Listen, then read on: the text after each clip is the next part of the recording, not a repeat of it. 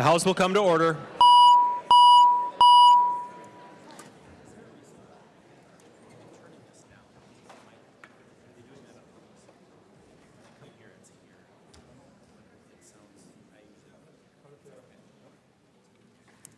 Calendar for the day. The first bill on the calendar for today is Senate File 1. The clerk will report the bill. Senate File number one on the calendar for the day, an act relating to health care coverage, the second engrossment. Representative Hoppe, there's a motion at the desk to insert the House language. Do you want to take that first? The clerk will report the motion. Hoppe moves to amend Senate File number 1, the second engrossment as follows. Delete everything after the enacting clause and insert the following language of House File number 1, the first engrossment. I recognize the maker of the motion, the member from Carver, Representative Hoppe, to explain your motion. Thank you, sir, Mr. Speaker. Mr. Speaker and members, what I'd like to do is have the House language in there so that we can act on that today. I don't want to have this be exactly the same as the Senate bill. I'd like to be able to take this to conference committee, work with people on both sides of the aisle and the Senate and people from the administration and get something back here, hopefully the middle of next week, that we can send to the governor that he'll sign. I'd appreciate member support. Discussion on the Hoppe motion to insert the House language. Seeing no discussion, all those in favor signify by saying aye. Aye. Those opposed, no. The motion prevails and the amendment is adopted. I recognize the member from Carver, Representative Hoppe, to introduce your bill. Thank you, Mr. Speaker. Mr. Speaker, members, this is House File number 1. We talked somewhat about it, I don't know, I guess the second day of session last week, and we've heard it in a number of committees. This is the bill that would bring premium relief in the very near future to people in Minnesota that need it, the people that are struggling with their health care premiums, their health insurance premiums. And we would also have inserted some what we feel are reforms that everybody can agree to into this bill. And again, this isn't exactly what's going to come out of conference committee, assuming it passes here today. But it is, as I keep saying, it's a work in progress, and we're hoping that we can get a bill that we can vote for, the Senate can vote for, and the governor will sign.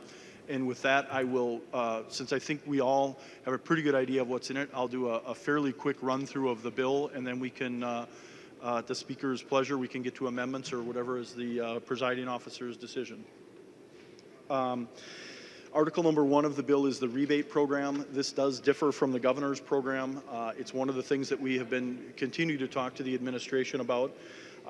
We're essentially sending checks out through the state government instead of having the insurance companies do it. And we can get into more detail as that goes. Article 2 is the reforms. There's continuity of care.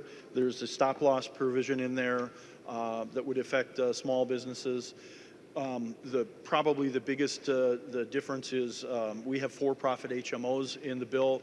That is something that's new in Minnesota, and I think the main reason we have it is we want to avoid having this crisis next year in Minnesota. There are large parts of our state where we only have one health insurance choice right now, and I don't want to have any of us be in a position where we're looking at open enrollment next year where there are 0 choices. So this is not, there are no reforms in this bill that are magically going to fix the health insurance market, but I think this is one of those reforms that would be a step in the right direction and try to get a little bit more competition and choice for people in the health insurance market.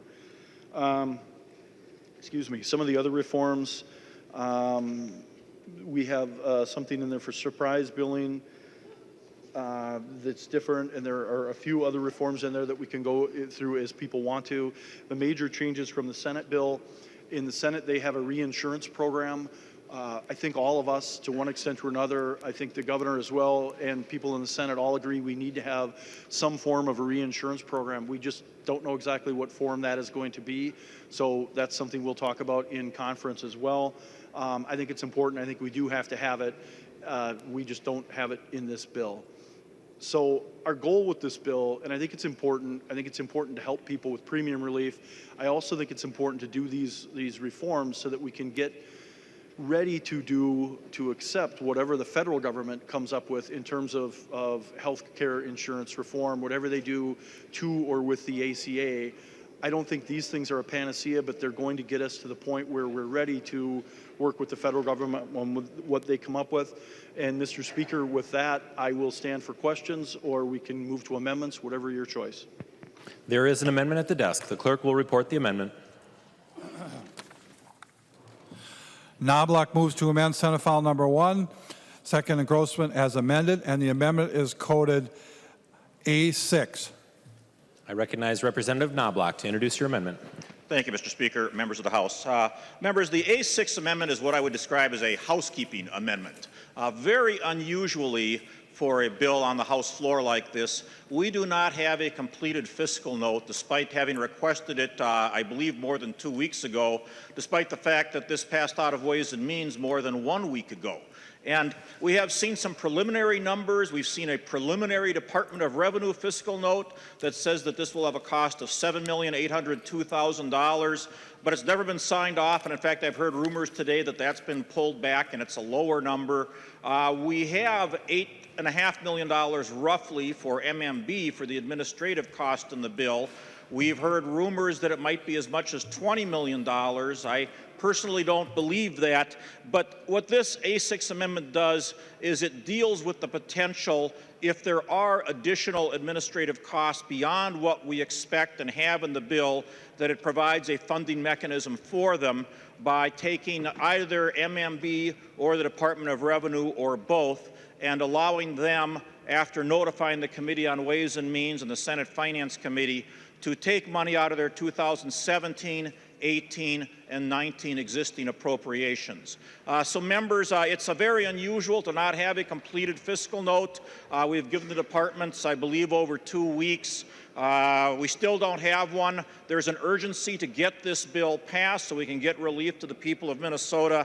And this amendment, therefore, takes care of any unforeseen administrative costs that might crop up. I'd appreciate your support. Discussion on the A6 Knobloch amendment. The member from Ramsey, Representative Murphy. Thank you, Mr. Speaker and members. Thank you, Representative Knobloch, for acknowledging that we still don't have a fiscal note for this proposal. It was certainly a frustration for the members of the Ways and Means Committee a week ago. But we've had a lot of testimony from the Department of MMB and also from the Department of Commerce on the costs that they believe setting up a temporary bureaucracy to send out relief to Minnesotans will cost. So we don't have a fiscal note. We're essentially at this point guessing what the cost of the administration of your proposal will be. Commissioner Franz testified multiple times that they believe it will be upwards of $20 million. That would be the cost of setting up the means by which the relief that you're proposing in your bill would be sent to Minnesotans. I will say to people, and I know that we're going to talk again about Governor Dayton's proposal. His proposal, of course, would not have that $20 million price tag attached to it. So, you know, this is one of the key differences between the proposal that Representative Hoppe is offering today and the proposal that I favor from the administration, because that proposal, of course, gets relief into the people's hands quickly and it's less costly. I'm looking at language here in your amendment, Representative Knobloch. On line 1.10, it requires that if the cost for the proposal is more than what we're appropriating, essentially appropriating in here, that the administration would have to justify that. And I'm wondering, Representative Knobloch, if you'd just yield for a question on that. He will yield. Representative Murphy. Thank you, Mr. Speaker. So I'm wondering if, because Commissioner Franz has been to so many committees, as this bill has passed through a number of committees, and he's testified in each of those committees about why it's going to cost $20 million, what the consequence of doing it this way means in terms of relief, not getting to people until 2018. So they're on the record multiple times talking about why this proposal is more costly, why this proposal is going to delay relief for people. It's going to jeopardize people's coverage. I'm wondering if they really have to justify that again in writing when they have been on the record each step of the way with this legislation. Representative Knobloch. Well, Mr. Speaker, Representative Murphy, it seems very strange to me that Commissioner Franz, as the Commissioner of Management and Budget, who oversees the fiscal note process, that he has apparently on several occasions, including at Ways and Means, said that this might cost as much as $20 million to administer, but after 2 weeks we still don't have a fiscal note from Management and Budget saying how much it's going to cost. So I guess I don't necessarily have confidence that it's going to cost $20 million. I'm not sure Commissioner Franz has confidence it's going to cost $20 million. This amendment is designed so that if it does cost as much as the maximum amount that Commissioner Franz or the Department of Revenue have said it might cost, that we are covering it, that we're providing for those administrative costs. And since we still haven't gotten a fiscal note from the department saying how much they think it's going to cost, if and when they finally do come up with a number, I think it's reasonable for them to tell us how they got to that number. Representative Murphy. Thank you, Mr. Speaker, and thank you, Representative Knobloch. I remember having the discussion in Ways and Means, the fact that we didn't have a fiscal note.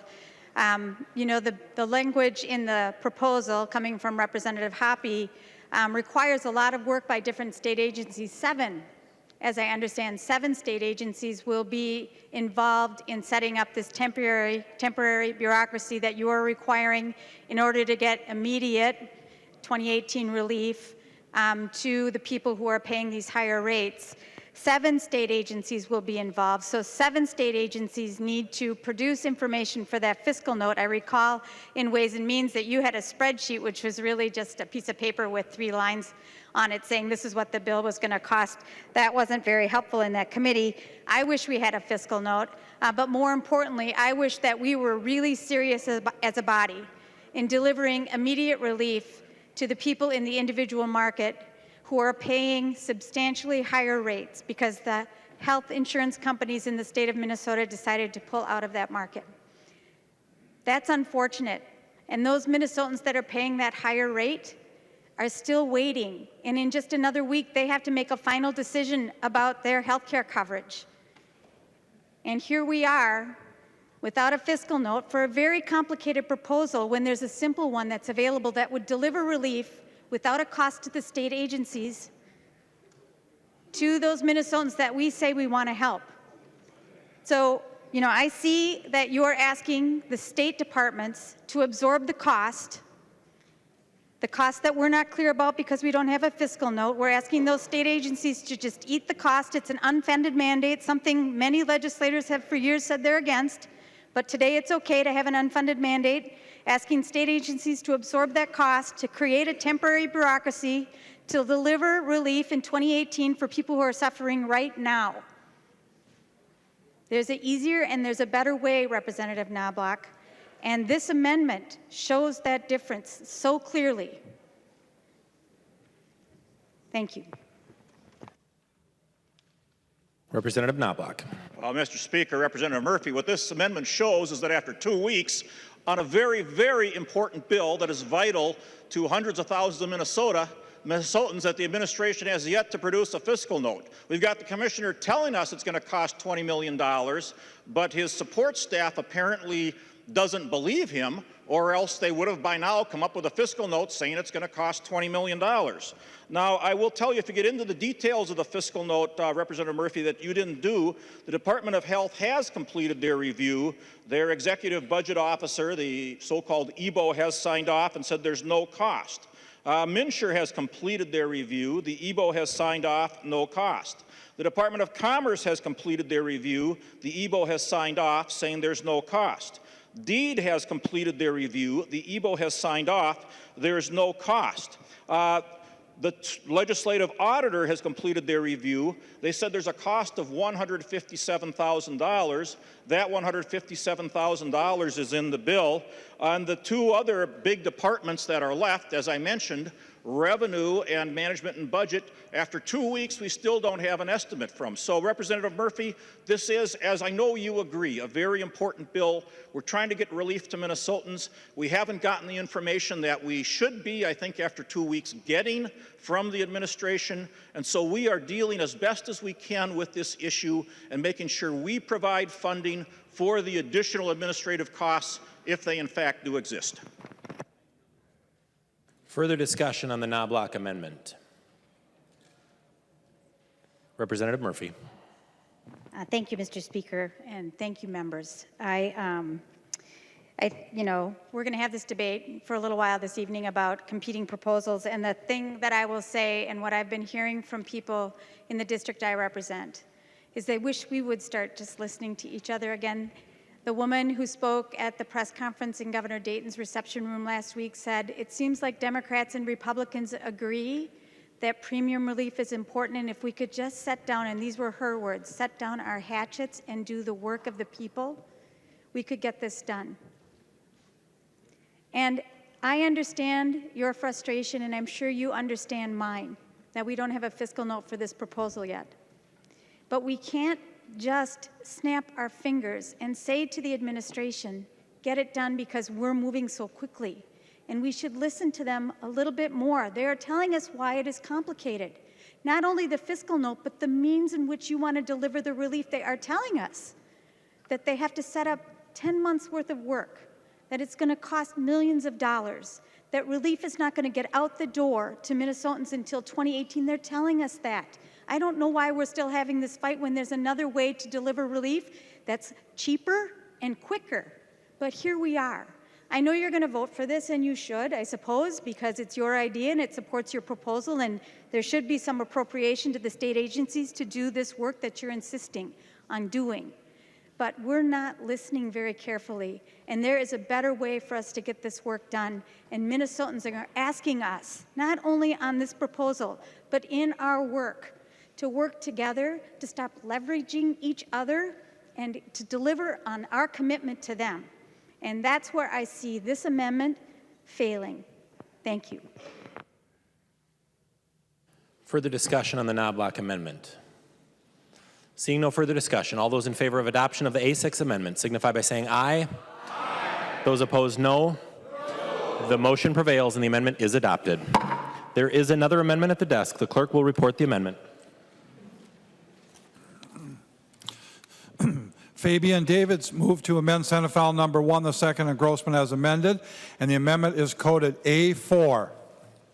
Recognize the member from Roseau, Representative Fabian, to introduce your amendment. Thank you, Mr. Speaker and members. In my hometown, we have a hospital and a clinic. 20 miles to the east of us, we have another clinic in Wool Road, and 20 miles to the west, we have another clinic in Greenbush. As a result of the waiver that was granted to Blue Cross, the people that live in Wool Road and Roseau and Greenbush are now going to be forced to drive literally up to 120 miles for primary care, and I don't think that that's appropriate. So, and when the decision was made, the decision was final on the waiver, and it was granted by the Department of Health. So what I'm seeking to do with the A4 amendment is to at least give the hospitals and clinics who are aggrieved by this a way to appeal the decision of the commissioner. So when you look at the amendment, it simply says that the provider who has been excluded from a network may appeal the commissioner's decision using contested case procedures and appear before an administrative law judge.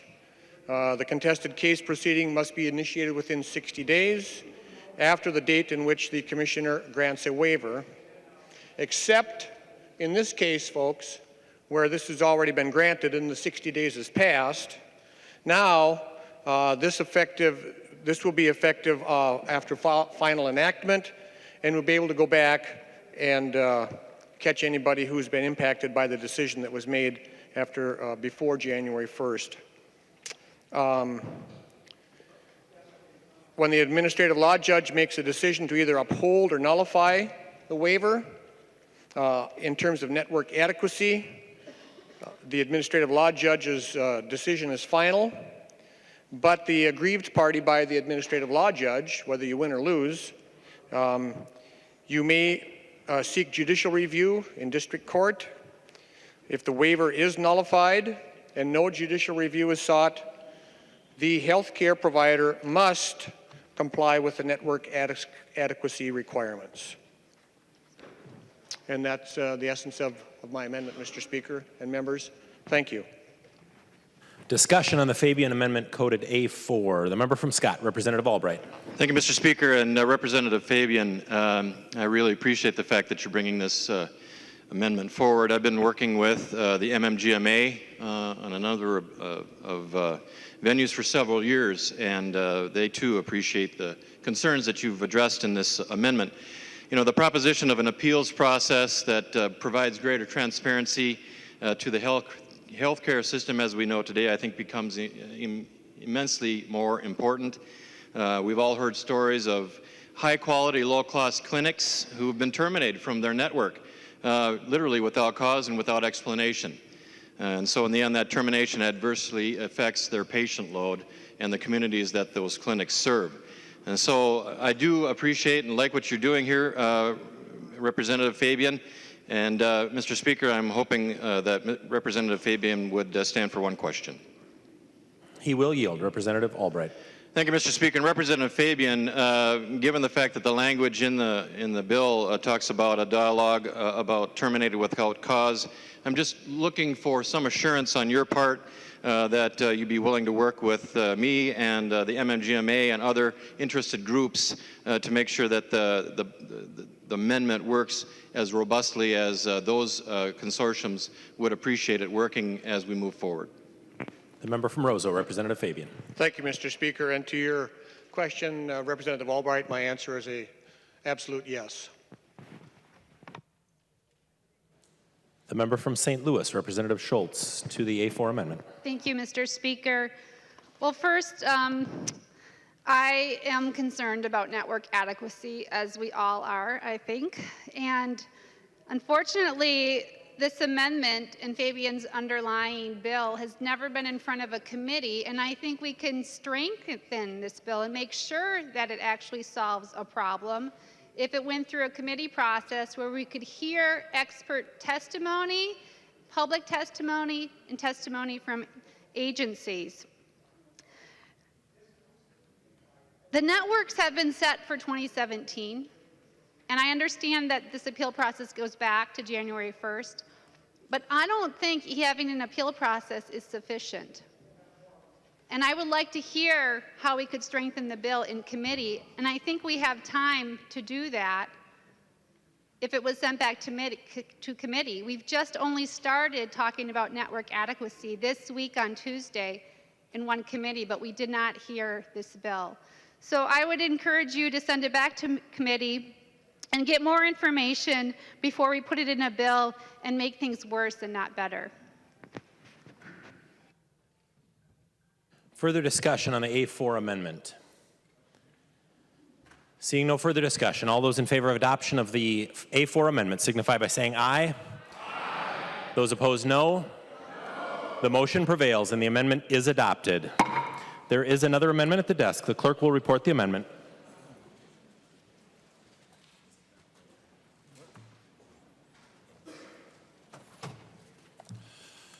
Miller moves to amend Senate File Number 1, the second engrossment as amended, and the amendment is coded A3. Recognize the member from Candy, Ojai, Representative Miller, to introduce your amendment. Thank you, Mr. Speaker. Members, my amendment today is called the Agricultural Cooperative Health Plan. What this amendment does is create choice and opportunity for the nearly 74,000 farmers in Minnesota and their dependents for their health care needs. Members, in this healthcare crisis we face in Minnesota, perhaps the hardest hit have been the people on the individual market.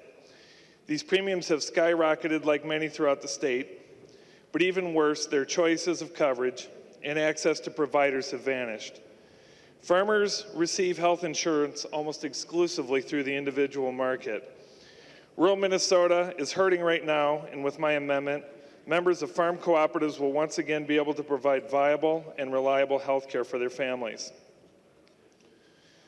This bill allows for farm cooperatives and agribusinesses to form a member-owned, member-governed, and self-funded health cooperative open to all eligible producers, agribusiness employers, their employees, and their families. Members, Minnesota is a national leader in cooperatives. It's a business model focused on delivering needed goods and services through self-reliance and self-help.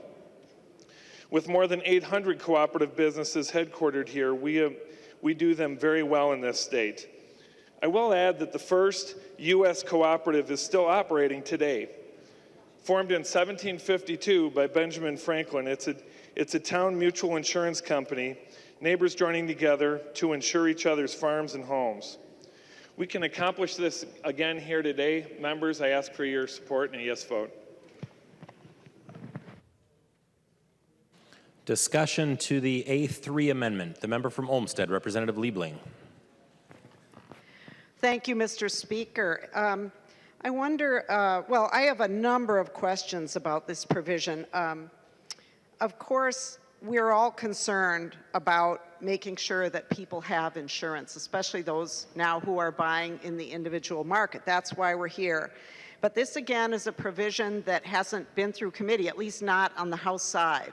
So really all I know about it is pretty much what I just heard from Representative Miller and just from reading the amendment. So I wonder if Representative Miller would yield to a series of questions, Mr. Speaker. He will yield. Representative Liebling. Thank you, Mr. Speaker. Well, first of all, Representative Miller, when you were talking, you mentioned that there are about 74,000 farmers and dependents, and that I was interested to hear that number. We talk about the individual market as having about 250,000 people in it right now. About half of those get the premium subsidies. So my question to you, when I just my back of the envelope math here, 74,000 is about a third of the entire market. So my question to you, are you okay? Well, maybe when you answer my question, you're shaking your head, so maybe my numbers are off. But my question to you is, what happens to the rest of the folks in the market if all your farmers decide to join this other entity to get their insurance? What happens to the rest of the market that we're all talking about here and trying to help? If you would yield, Mr. Speaker. The member from Candy, Ojai, Representative Miller.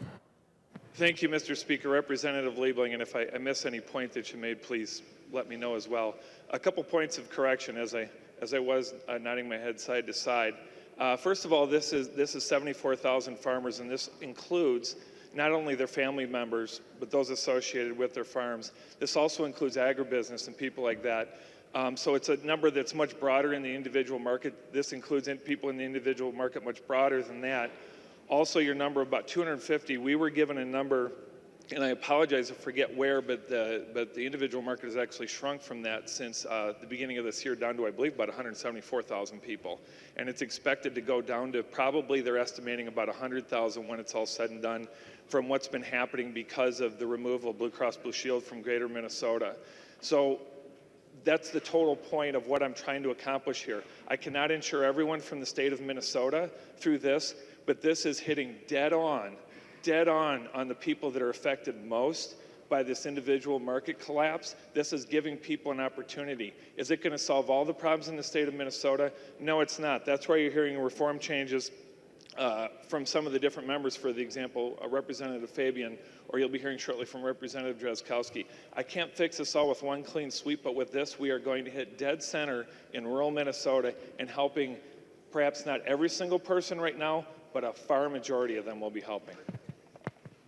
Representative Liebling. Thank you, Mr. Speaker. If he would continue to yield.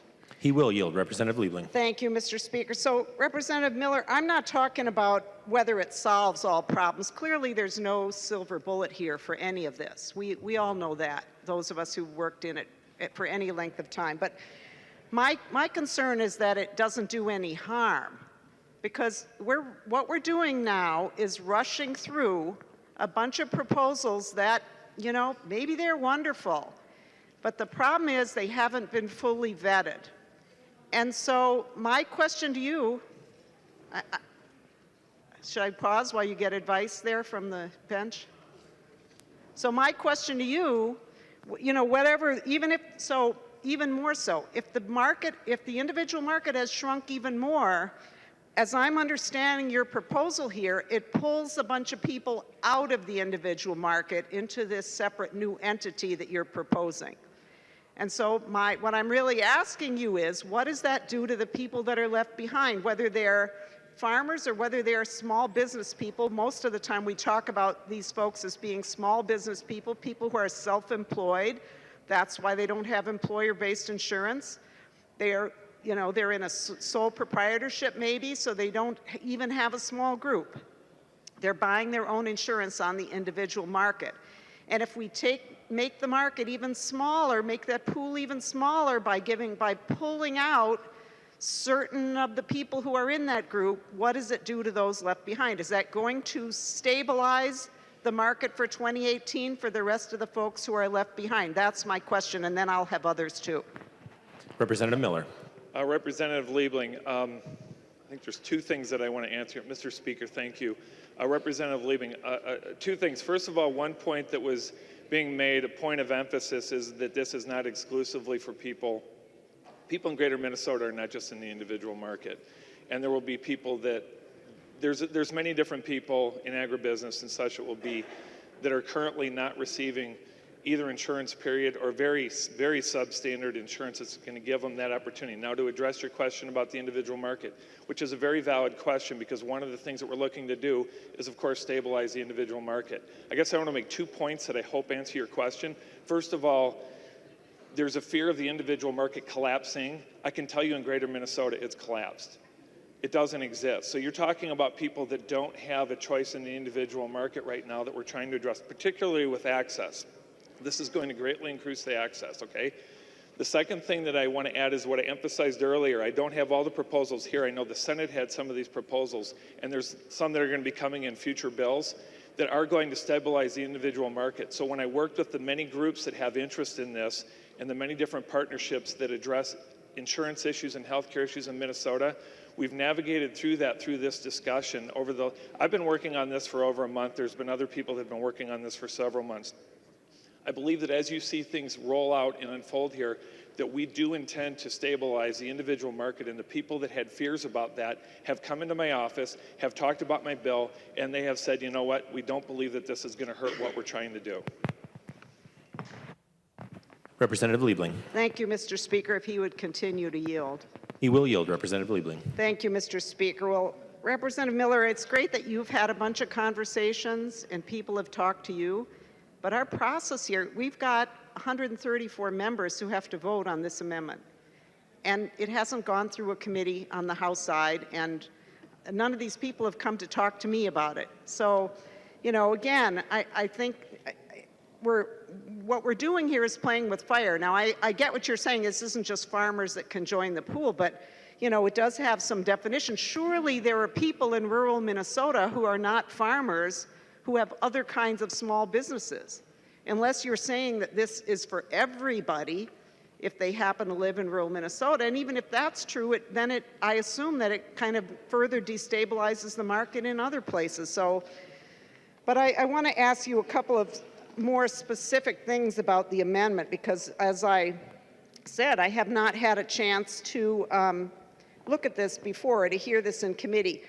So, under subdivision 9, you've got a section on compliance with other laws. And it says that this entity that you're creating, this cooperative health plan, is exempt from providing mandated health benefits that are in Chapters 62A and 62Q if the plan otherwise provides the benefits required under ERISA, the Employee Retirement Income Security Act. So could you tell us what the difference would be?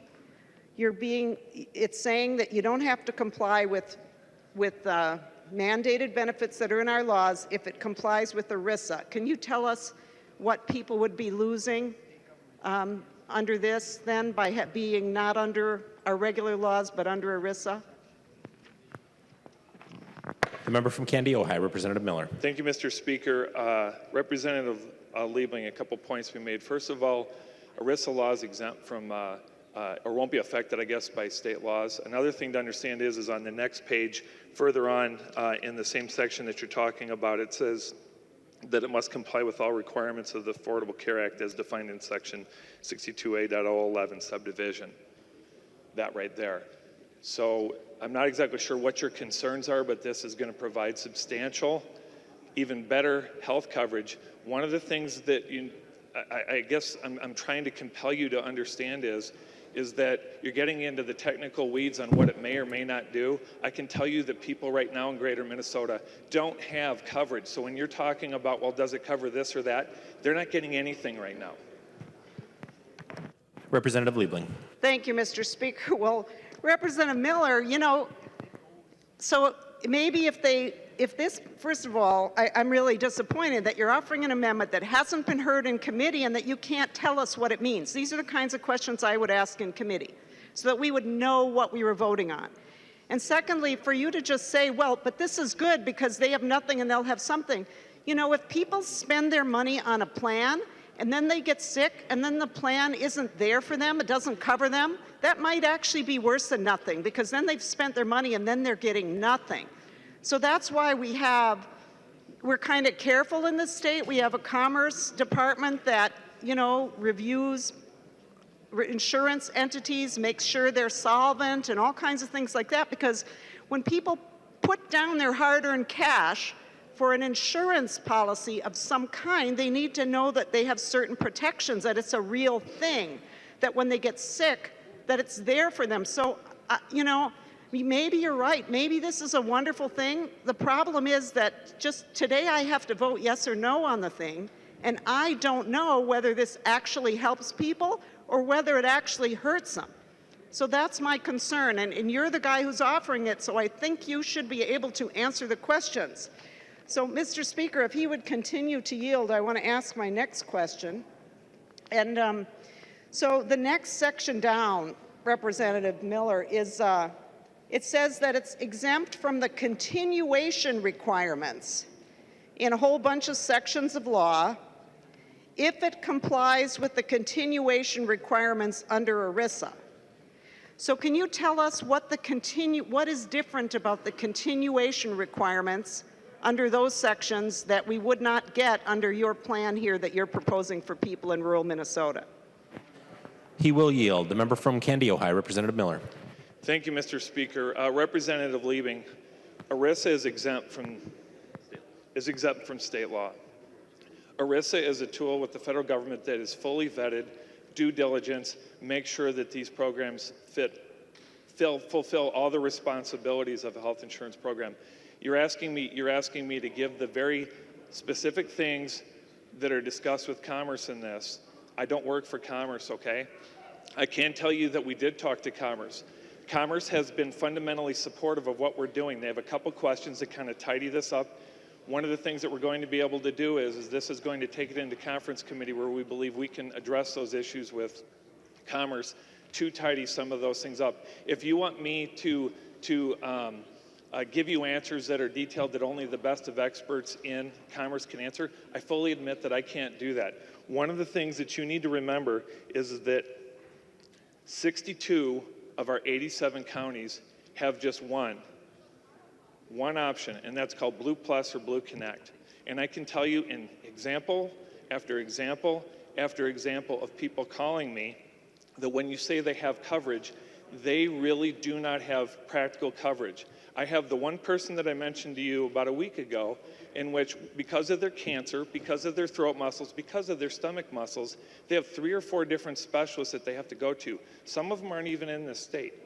Some of them they have to drive hundreds of miles. This is a person who needs critical care and he doesn't have access to that. If you want me to fix everything that is the problem with the Affordable Care Act and MNsure and all the other things, I can't do that with this. My intent is to give reliable, affordable access for people who are suffering here. I'm not exactly sure why you're coming at me with this when this is a good thing. We're trying to help people in the state of Minnesota. Representative Liebling. Thank you, Mr. Speaker. Well, Representative Miller, I'm really disappointed because the purpose of having committee hearings is so the experts can be there to help answer these questions. You know, we all want people to have health insurance, but it's reckless. It's reckless to bring unvetted proposals to the floor and try to pass them off the floor and ask members to vote for them. It does matter what we vote for. People in Minnesota expect us when we cast a vote to know what we're voting for. And if this works, if this is really great, as you say, wonderful, then I want to vote for it. And then all of us want to vote for it. But we don't know. That's the problem. And for you just to stand there and basically say, trust me, it's a good thing, when it hasn't been through committee, is really problematic. So I'd like to ask you if you would continue to yield, Representative Miller, you know, what if this thing, as I understand how this works, this is kind of a pooling together of various people's resources to form a sort of a small co-op insurance plan. That's kind of how I'm paraphrasing it. You could correct me if I'm wrong. What happens if the reserves aren't enough? What happens if this plan goes belly up? Suddenly the farmers start, you know, God forbid, they get exposed to some chemical and a whole bunch of them are getting sick out in rural Minnesota and they have really high health care costs and what they've got in this plan isn't enough. What happens then? He will yield. Representative Miller. Mr. Speaker, Representative Liebling, I don't think you're hearing me. This has to go through ERISA standards, and those issues are addressed. All those different things are addressed through the vetting of, we are not just throwing together a health insurance plan. This has, the document, ERISA, has hundreds of pages of plans and organization to determine and do all these things. When you're talking about issues of like, is there going to be reserves and stuff like that, that's all in the ERISA, plan. You keep speaking that this has never been discussed with the agencies and with these different experts. This went through committee in the Senate. They passed it off the floor. You've had this amendment since yesterday, so you had plenty of time to read it and call my office and ask questions. If you don't want to vote for this, that's your prerogative. But Mr. Speaker, I asked for a roll call on this vote because I want to know who supports the farmers and who doesn't. Roll call has been requested. Seeing 15 hands, there will be a roll call. Representative Miller. Representative Liebling. Well, thank you, Mr. Speaker. And, you know, Representative Miller, for you to just stand there and say, oh, it's fine because it complies with ERISA, but you can't tell me what the ERISA provisions in here even do. You know, that's the problem. We shouldn't be putting Minnesotans at risk. They're already at risk. That's why we're here. That's why we're trying to pass some immediate relief for people who can't afford to pay the premiums. And we all know that we need to make some changes, some reforms to the market in 2018. We all know that. But the point is, we don't have to do it in this bill. There is time for this to go to a committee and for you to refer to the Senate and say, oh, well, the Senate passed it, therefore everybody here can just vote for it. I hope you remember that for the future. You know, we don't operate that way. We're a separate body. We don't vote for stuff just because the senators voted for it. That's not how this works. This is supposed to be a deliberative process where two separate bodies vet things and then hopefully come to agreement between them, but not just skipping the process of committees with things that really could further destabilize the market. As I said, this might be a wonderful plan. It might be. So, if you would continue to yield, Mr. Speaker. So, Representative Miller, I don't know if you even had a bill on this, but did you ask the chair for a hearing? Did you have a bill and did you ask the chair for a hearing? He will yield. Representative Miller. Mr. Speaker, Representative Liebling, I am jacketing a bill. Representative Liebling. Well, thank you, Mr. Speaker. Well, Representative Miller, you told me before you've been working on this for months. And this was urgent, and it's certainly been urgent all along, and you're just now getting a bill jacketed. You know, I think there would be time for you to have your jacketed bill heard in a committee.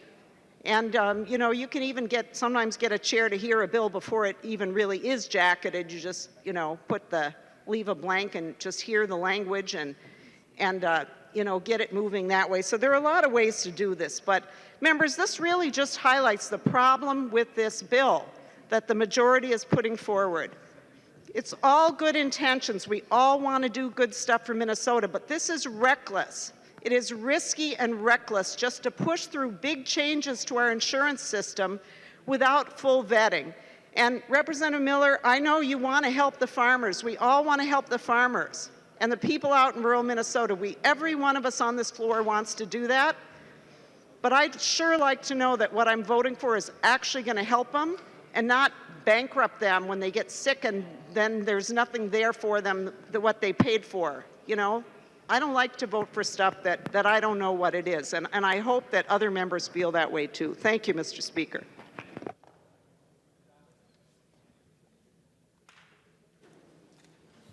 The member from Nicollet, Representative Johnson C. Thank you, Mr. Speaker. And I rise to explain that I support the concept behind this amendment. Representative Miller, you're dead right. Rural Minnesota drastically needs new and effective ideas to address the health insurance market. I see it all the time. And I think going to the co-op concept is a route to go. I know that, I'm a member of 4 co-ops. I'm proud of that. I know that agricultural co-ops in my region of the state really provide essential services and make the farm economy go and really support family farmers. It's an important part of our local economy. But Representative Liebling, you're also right. This is a complex proposal. I've been reading the amendment, trying to understand it. I've had multiple conversations about this concept myself with folks who are in insurance in rural Minnesota, and there's a lot of potential with it. I really agree with that. But the fact that it has not had a full hearing gives me pause. And I think it gives me pause because I don't want us passing something tonight that will eventually do harm to those members of that co-op. Now, I'm going to support this amendment because I think it should move forward. But I do it with a strong word of caution, and that is that we need to examine this proposal closely to assure that appropriate and consistent coverage are provided to the members that this co-op would establish. And further, in a larger context, I think there's a shared responsibility, shared understanding in Minnesota, and certainly in rural Minnesota, that we need some new creative alternatives to the health insurance market. And it's in this session that we need to do it. But we need to do it well, and we need to do it right. And so as we move forward this session, it's essential that we do it carefully and under full public scrutiny. The member from Mauer, Representative Poppe. Thank you, Mr. Speaker and members, and I appreciate Representative Johnson's comments because I would concur. Representative Miller is right. There is an urgency. There is a great need. There's a crying need for many farmers, many small business owners, many individual market people, certainly within my district, within many districts. So people would like to see us act. They'd like to see us move forward. I understand that we do have a deliberate process here. We have a process that encourages us to bring bills forward, to have them heard in committee, and to move forward that way.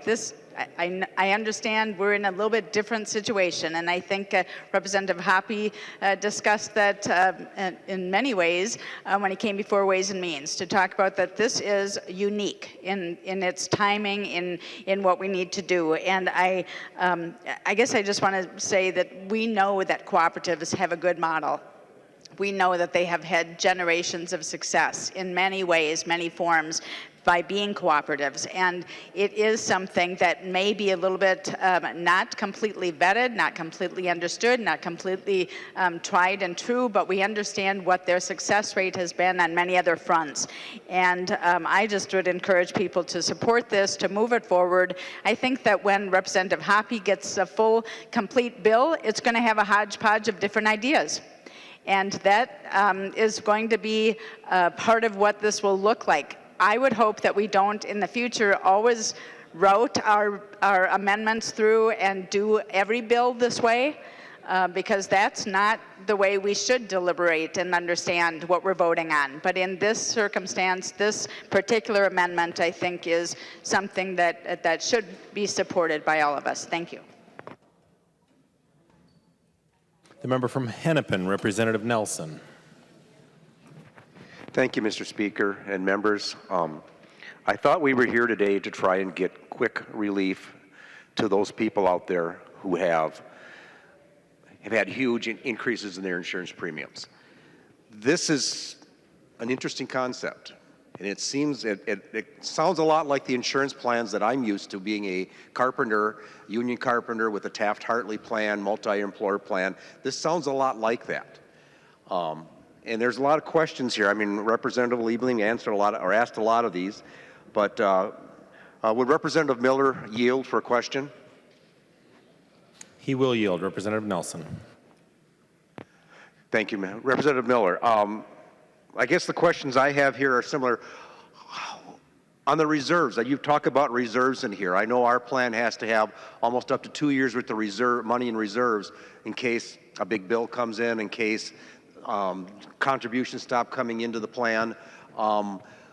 What happens, who's going to be on the hook if there's not enough money in reserve? Say one of the farmers in your district gets sick with cancer or has to have bypass surgery and has a $100,000 bill that they have to pay, and there's not enough money in the fund to do that. They haven't built up enough reserves when they start this. Who's going to be on the hook in this? Is it going to be all the other members of the co-op are going to have to kick in?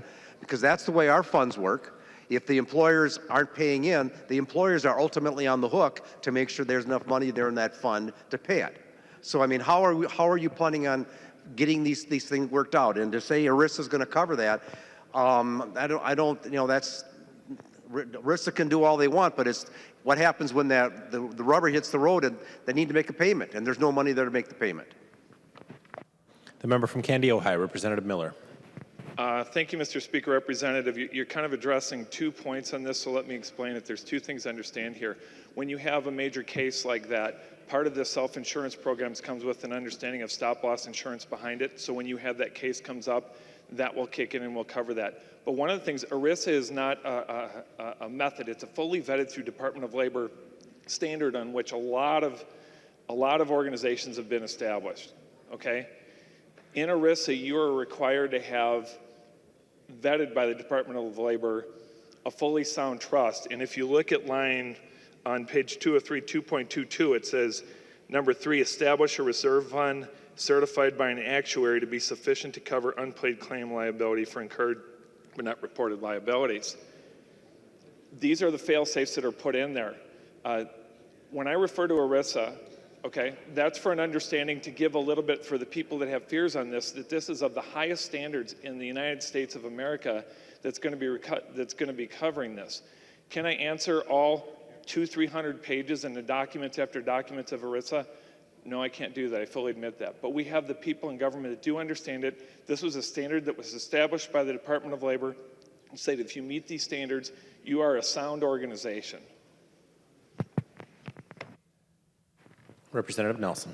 Thank you, Mr. Speaker. And would Representative Miller yield from a few more questions? He will yield. Representative Nelson. Well, again, I've been involved in a plan like this, like I said, an ERISA-backed, Taft-Hartley plan through a multi-employer, through the union. So I'm a little familiar with this. You talk about access. How is this going to increase access? Because our plans that I've been involved in, they usually hire somebody as a manager to pay the bills and whatnot. And it's usually an insurance company. And a lot of times they have networks that they set up that you can go to. You have to go in network, or there's out in network costs. And we're going to have the same problem here with those, in that they may be the hospital that you want to go to isn't in network, so you're going to have to pay a higher amount. You have to go to the one down the street or 100 miles away. That's the way it is right now in these current ERISA-backed plans. So how is this going to increase access? I mean, we all talking about insurance, but insurance is just they're going to pay the bills. It doesn't mean that there's a clinic on the street corner with the doctor you want that you're going to be able to go to. So how is this going to increase that access? Are we going to be forcing them to put clinics in and require them to have certain hospitals and every doctor has to be in that? Or is this, how are we planning on doing that? Representative Miller. Thank you, Mr. Speaker. Representative, network access is really the crux of what we're trying to do here. When you form one of these cooperative insurance programs, they will have to establish those contracts with networks, much like any other insurance plan. It'll be very similar in that case. But let's compare it to what Blue Plus, it's called Blue Connect, depending on which part of the state you're in. That network access is extremely limited, and it tends to be a little bit hit or miss on why it's even in one place or not the other. I go back to, this is an option. This is not a solution for everyone, for everything, but it is going to greatly increase the access. The third-party administrator, you mentioned who does this. It's a third-party administration who is bonded, by the way, further protection in this. They are going to be able to reach out and build these network relationships. One of the other things you need to understand about these local networks, we're not talking like, I can't go to this. If you live in the suburbs, if you can't go here, you can drive 5 miles and go there. What's happening in rural Minnesota is if I can't go to my doctor that's 15 miles away, I now have to drive 150 miles away if I can even get that doctor. Now let's look at it on the flip side. We often talk about how difficult it is to get medical care, to get providers in greater Minnesota. I have a provider in Wilmer who called me and said they were cut out of the Blue Access, or the Blue Connect access. They're no longer in network, is what I'm trying to say. This is a doctor who moved to Wilmer, Minnesota because they believe that there's a need in rural Minnesota. They told me that, I said, how's this going to affect your business right now? And he said, being out of network is going to, we've already laid off as much as we possibly can. We have nowhere else we can lay off. And with this new, we're not going to be able to, we don't have any more cuts that we can make, and we don't know what we're going to do. You know what's going to happen? He's going to move to another part, and we're going to lose an ENT doctor in Wilmer. You know how hard it is to get an ENT doctor in Wilmer? So I go back, members, I go back once again. You're arguing a point that I'm trying to say is taken care of in the ERISA standards. These are incredibly difficult standards. This is not just some fly-by-night organization that can form under this. I'm trying to give you confidence when I say it's ERISA, and instead I start getting pounded with questions like I'm not an expert of ERISA. I don't think anyone in here is an expert of that.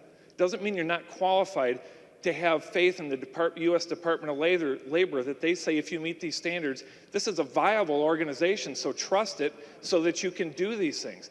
You're pounding away at me on this, and you keep saying, well, we need to wait, when we did not suspend the rules, we need to wait. I got people who are suffering out in rural Minnesota. What you're asking the farmers to do is, let's just wait a little bit longer. We'll wait a little bit longer so we can discuss some things that the Department of Labor has already said that these standards are satisfactory to have a solid, stable organization. But we're going to wait a little bit longer because we just want to stall this process out for the sake of stalling it out. I ask you not to do that.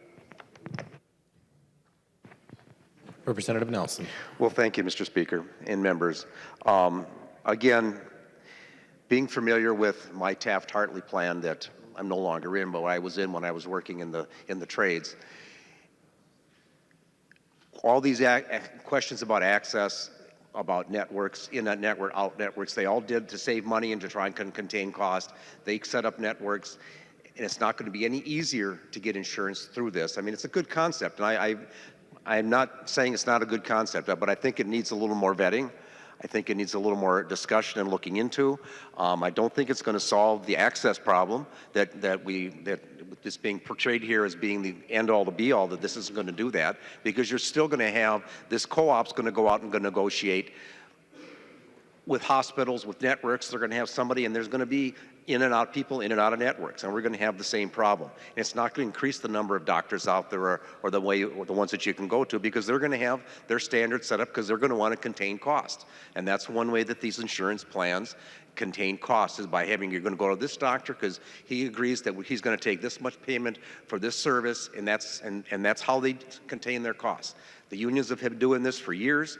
Like I said, we have this discussion just about every year at our union meetings when we do allocations of our raises. So I mean, it's something I'm a little familiar with, and these are all ERISA-backed plans, so I know a little bit about that. I guess, Mr. Speaker, would he yield for one more question? He will yield. Representative Nelson. Thank you, Mr. Speaker. The other question I have, and this is an insurance lady that came to me, lives in my district, a constituent, came to me before the session, and she was asking, and she was looking for something similar to this. She was writing insurance for a group of accountants. They're not employees of that. They're all associates, part owners of this plan, of this company. There's 100 or plus accountants there, and because they're not employees, they all have to buy their own individual policies. Representative Miller, would you foresee something like this being able to be set up? This is in the metro area, but any place in the state of Minnesota, would you foresee something like this where they could do the same thing, set up a self-insured plan, go through setting up the reserves, putting the money there, and like I said, it's about 2 years with the reserves that it's my understanding that our union has to have so that we have money in the bank to pay the bills. Would you foresee something like this working for them? Representative Miller. Mr. Speaker, Representative, I'd love to talk to you about the other opportunities in the state because I think we got a lot of problems in the state. I go back to, if you're, I'm not sure if you're married, but if your wife had cancer today, could she go see a doctor? Because I have multiple stories in greater Minnesota where they don't have that option. Representative Nelson. Thank you, Mr. Speaker. And like I said earlier, this sounds like a good concept. It's something I'm a little bit familiar with because of how I got my insurance for many years. But I have some concerns that we need to work out some of these things. We need to do this in a bill that we're trying to get passed quickly to get insurance relief to a great number of people in the state of Minnesota, loading it up with a lot of extraneous things in it that aren't fully vetted, that aren't going to happen right away. It's just going to drag it out, and so we're really not getting relief to the people of Minnesota that need that relief in a timely fashion. Any further discussion on the A3 amendment? Seeing no further discussion, the clerk will take the roll on the amendment.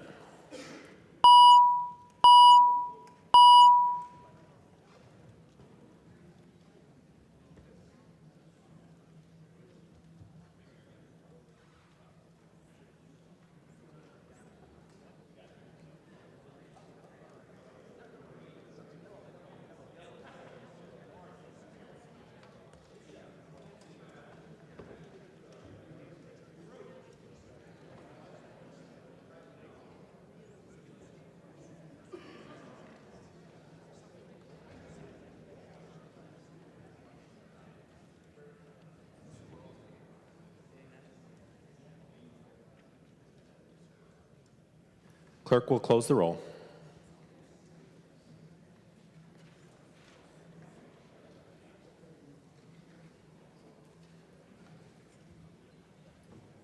There being 98 ayes and 29 nays, the motion prevails and the amendment is adopted.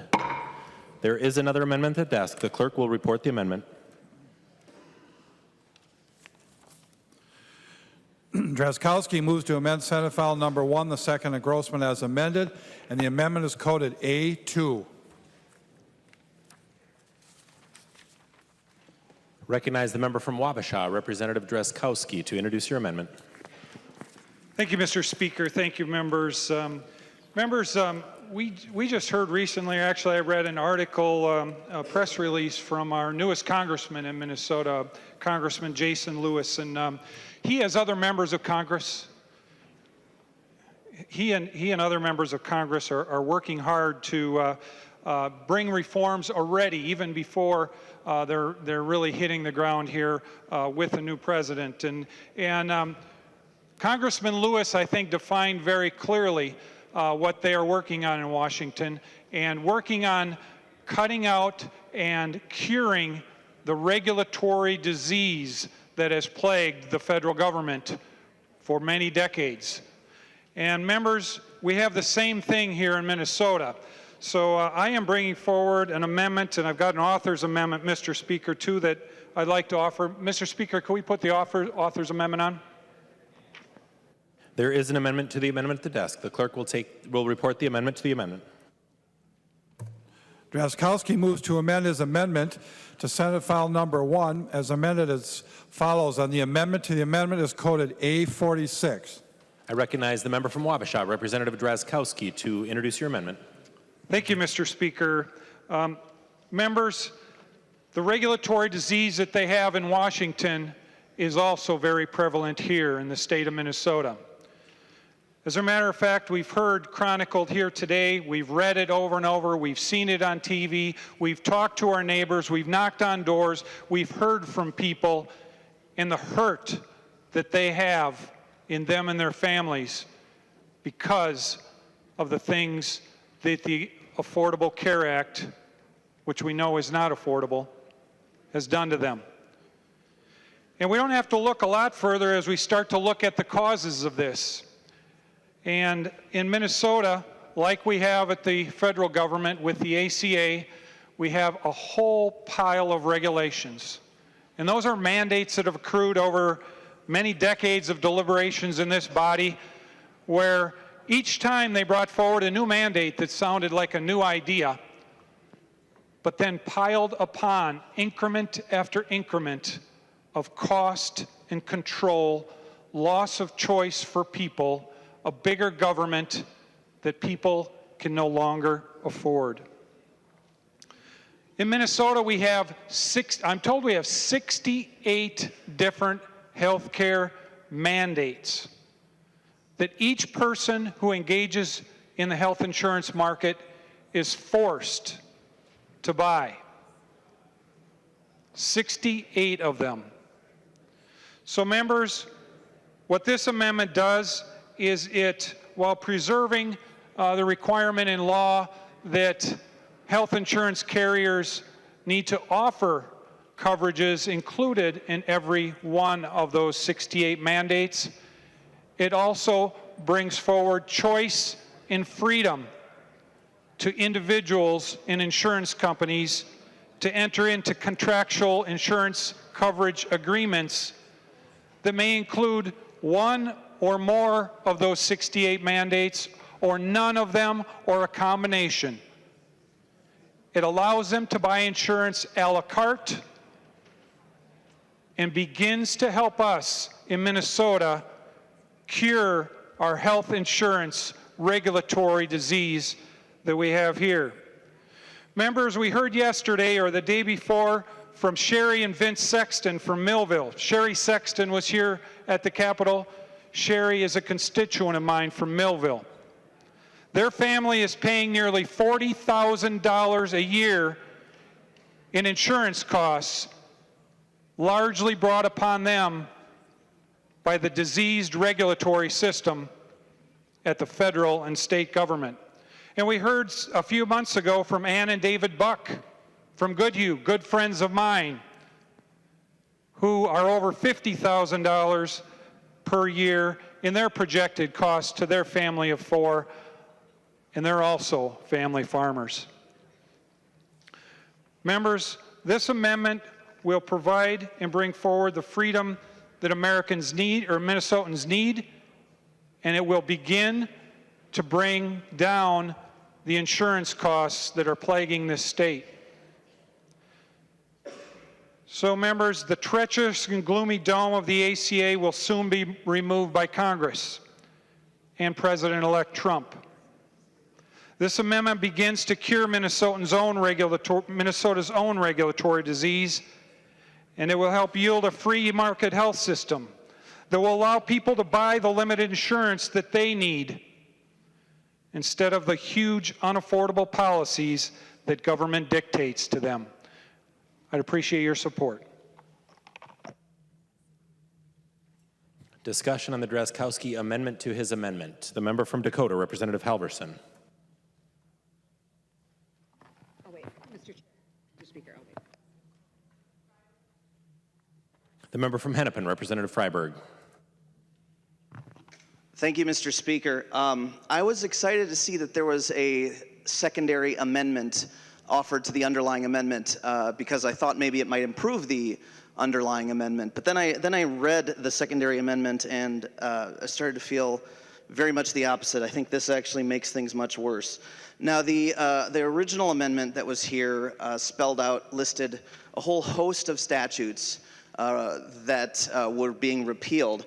And each of these statutes did a very important thing. It required health insurance companies to cover very serious conditions. Just to list, there's something like 38 of them.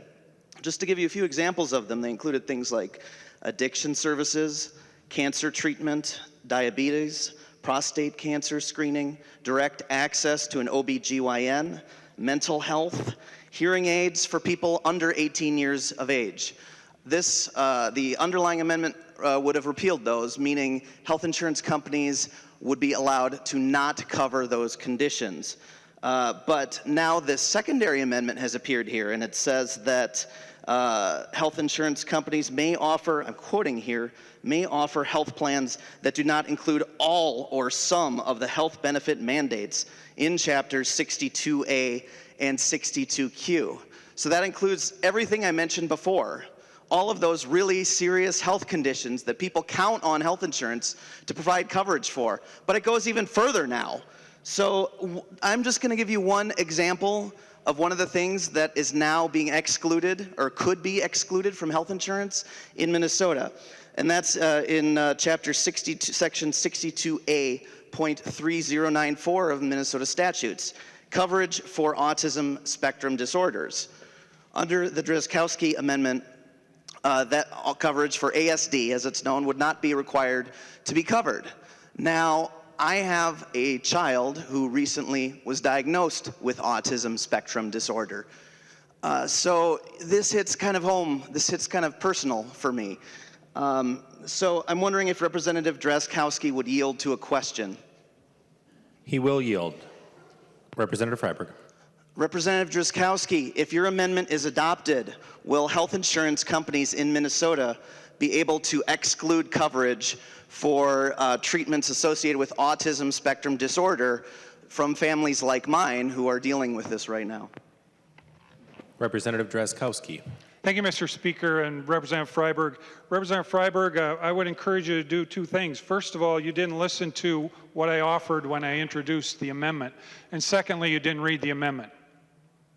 I encourage you to read the amendment because it says very clearly that all those coverages will still be available. As a matter of fact, we're going to keep it in law that the insurance companies offer every single one of those 68 mandates, including autism coverage. So, Representative Freiberg, you can still buy autism coverage under this. As a matter of fact, you can buy autism coverage, you can buy pregnancy coverage, you can buy diabetes coverage, you can buy one of a plethora of those, depending on what you want to do. But you know what, Representative Freiberg?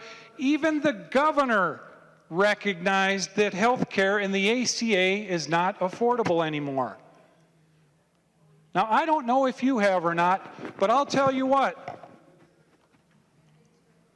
Ann and David Buck and Sherry and Vince Sexton, two farmers in my district that are struggling to even pay their mortgage because of what we have done to them in Minnesota and in the ACA, are struggling, and they're looking for answers. And this Democrat bill, the ACA and MNsure, that you guys brought forward and shoved through and forced upon Minnesotans, is placing that on them. And now when we bring forward an amendment that is going to provide them some health care freedom and the ability to bring forward an affordable insurance environment here in Minnesota, you stand up opposed.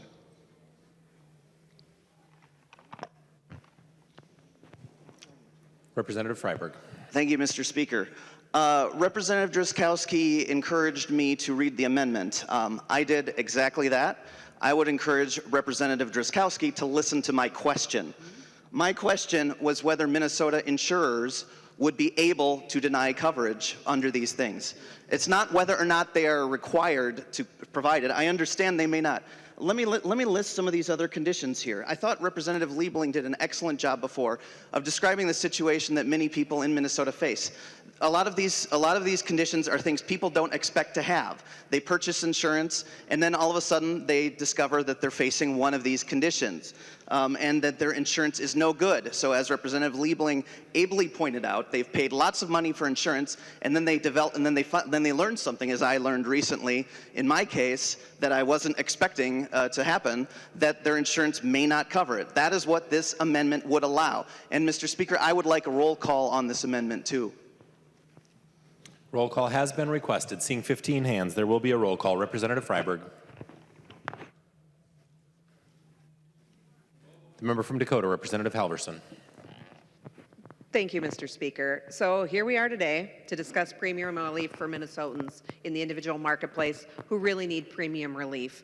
And instead, we are spending our time debating the merits of taking away people's health care. Shocking. And Minnesotans expect excellent care in our state, and we've gotten it. And we've gotten it through our nonprofit health plans who provide services for maternity care, who provide 48 hours of a hospital stay after a woman has a baby. Minnesotans actually fought hard to make that happen. Provides cancer care, treatment for Lyme disease. I know that recently Representative Heitzman mentioned about the epidemic of Lyme disease in his county. It's one of the hot spots in the entire country for Lyme disease. But what Representative Drazkowski is asking Minnesotans to do with their amendment is to take a gamble on their health care. You know what? I don't have cancer, so I'm not going to buy cancer coverage until I have cancer. And I want every single one of you to think about your family members and your friends, and we all have them, who have gotten that diagnosis, and how it shook you to your core, and how you were afraid, and how you needed Minnesota's healthcare system to be there for you. Representative Drazkowski's amendment is asking you and asking your family members and asking your children to gamble on their health care. And we cannot allow that to happen in the state of Minnesota. We have too many people in this state who are suffering. And I am getting a little bit of feedback here from the peanut gallery, so I'd ask members to not talk back during my discussion. And so I want you all to think about that fact. Minnesotans need health care coverage. Minnesota women need maternity care so that they can have healthy babies. Without these provisions in law, Minnesota will be much more unhealthy. People will, preventative care and screening for cancer is part of this list that could be eliminated with Representative Drazkowski's amendment. Think about that. Think about putting off preventative screenings that can prevent death, that can prevent additional disease in your family. Diabetes care? You expecting your diabetes diagnosis? Probably not. Probably not, but I'll tell you, when it happens, it's horrifying. You wonder, am I going to be able to get the care that I need to ensure that I don't go blind? Am I going to get the care that I need to keep me out of the hospital from having my blood sugars go too low or go too high? Am I going to lose a limb someday? Ask anybody who's gotten this diagnosis. That's what you're asking yourself. And you know what you don't need to wonder? Do I have health care coverage to treat this disease? You don't want to ask that question. You want to ask, how am I going to get cared for? And where am I going to get cared? You don't want to wonder whether or not you're going to have health care coverage. And that's what this amendment is going to do for Minnesotans. And Representative Drazkowski, could you yield to a question, please? He will yield. Representative Halverson. Thank you, Mr. Speaker. Representative Drazkowski, what happens to a person who chooses one of these lean and mean plans, somebody who might be real healthy and gets a cancer diagnosis, as my spouse did at the age of 19, not the time most young men are getting cancer diagnoses. What happens to that person? Where do they go for care? Where do they get health care coverage, particularly if we repeal guaranteed issue at the federal level? What happens to those folks? The member from Wabasha, Representative Drazkowski. Thank you, Mr. Speaker, and thank you, Representative Halverson.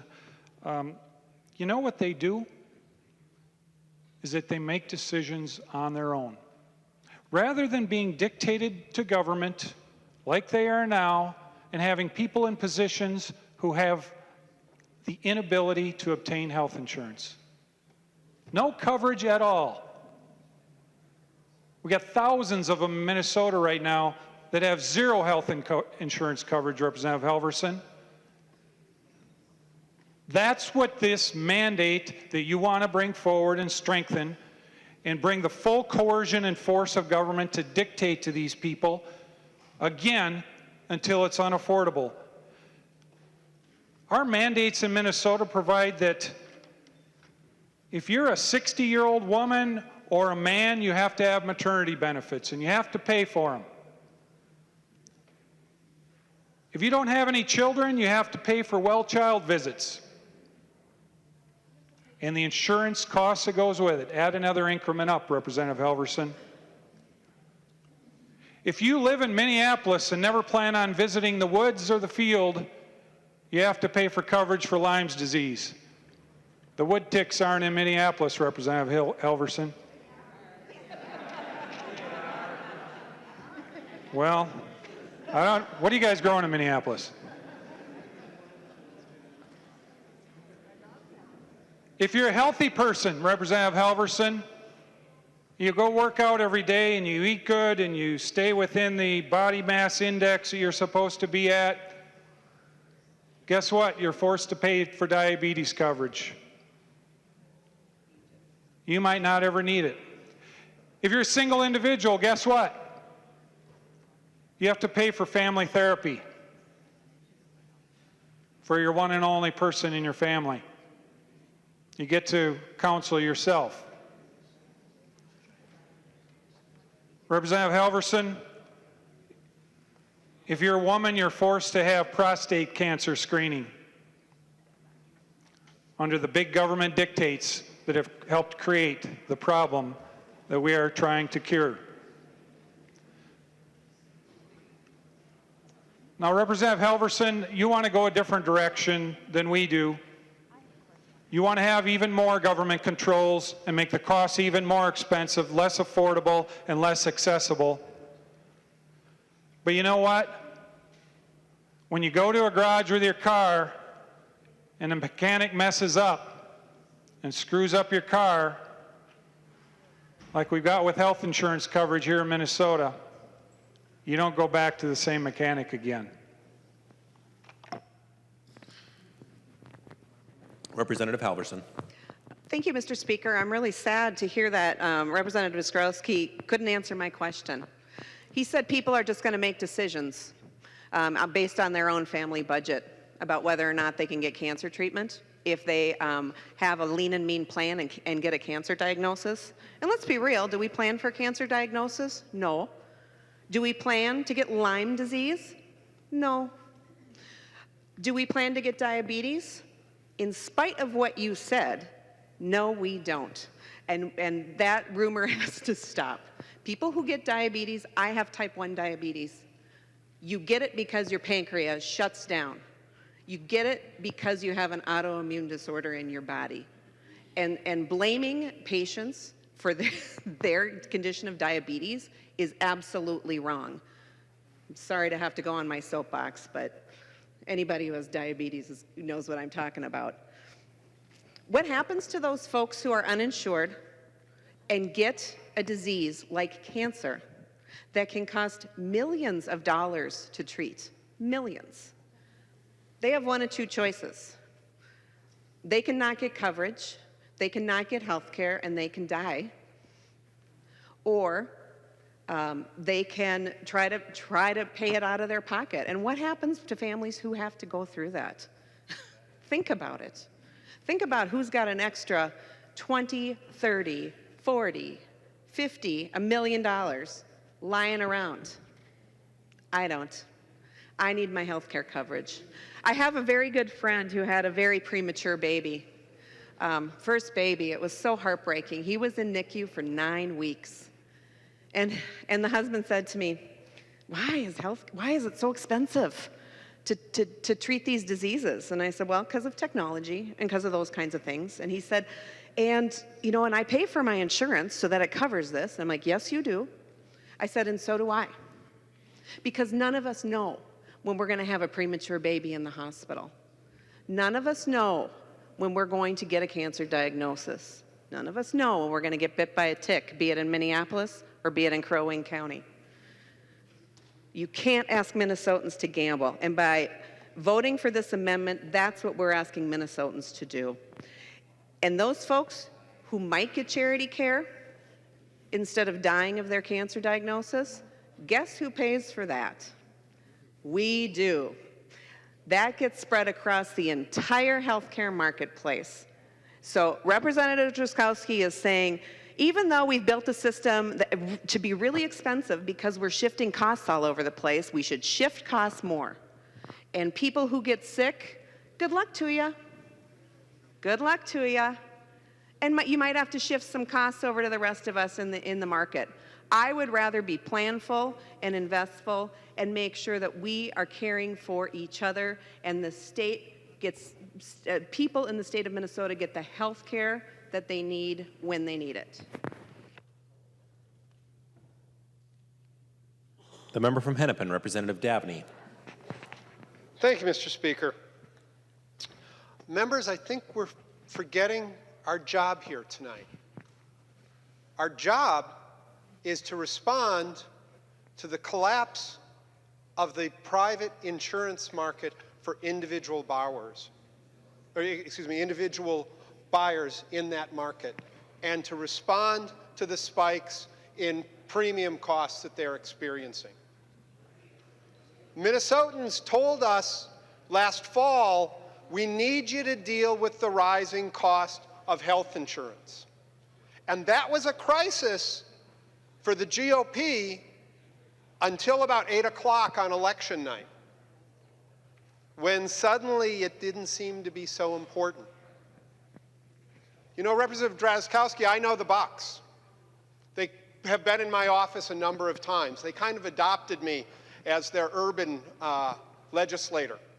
And we'd talk dairy and we'd talk education because she served a number of years on the school board in their area. Nice folks, good, decent, salt-of-the-earth people. But you know, in Minneapolis, we've got good, decent, salt-of-the-earth people too. And this summer, I started to notice that a family in my social circle was having some challenges. And I couldn't quite tell what. They were keeping it private. They were keeping it, you know, inside. And then I bumped into the mom. And I said, you know, can you tell me what's up? Well, Representative Drazkowski, as Representative Halverson has talked about, she didn't ask to have type 1 diabetes. Her husband didn't ask to have cancer.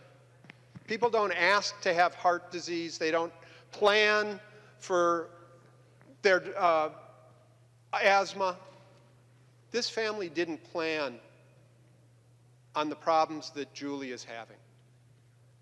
Early 20s, lovely young woman, lots of potential, graduated high in her high school class, got scholarships to a great university, and now is struggling with bipolar disorder. So severe this summer that they had to hospitalize Julie to protect herself and to deal with the voices that she was hearing in her head that were telling her to hurt herself. Because we don't deal with mental health the same way that we deal with diabetes or cancer or heart disease or asthma, this Minneapolis family had to hospitalize their daughter in Hibbing because we don't have adequate provisions for mental health care in Minnesota. But Representative Drazkowski, Minnesotans are asking us to deliver premium relief now, not as this bill does a year from now, not with taking away my access to the health insurance coverage that I need, even if I don't know today that I'm going to need it 6 months or a year or 5 years from now. Because Representative Drazkowski, what you're ignoring is that most of us get our health insurance from our employer. I don't get to pick my health insurance. here with the state of Minnesota. I didn't get to pick my health insurance with my school district. They offered a package, and I was glad to have health insurance coverage. So when you talk about how I'll be able to pick that I don't need to have maternity coverage, yeah, no, I don't. And my wife's pretty pleased that she probably doesn't either. But I don't know that I'm not going to need mental health coverage for my kids, or that next year I'm not going to need cancer coverage. And giving my employer the opportunity to pick and choose for me doesn't work for the health care needs of Minnesotans, and it doesn't work for this bill when what Minnesota wants us to do is pass a clean bill that provides premium relief for those in the private market and not garbage it up with unvetted amendments that don't help get to the job that needs to be done. Members, I urge a no vote on the Drazkowski amendment. Thank you. The member from Hennepin, Representative Hortman. Mr. Speaker, I'd like to call the House. Representative Hortman moves for a call of the House. Seeing 10 hands, the clerk will take the roll.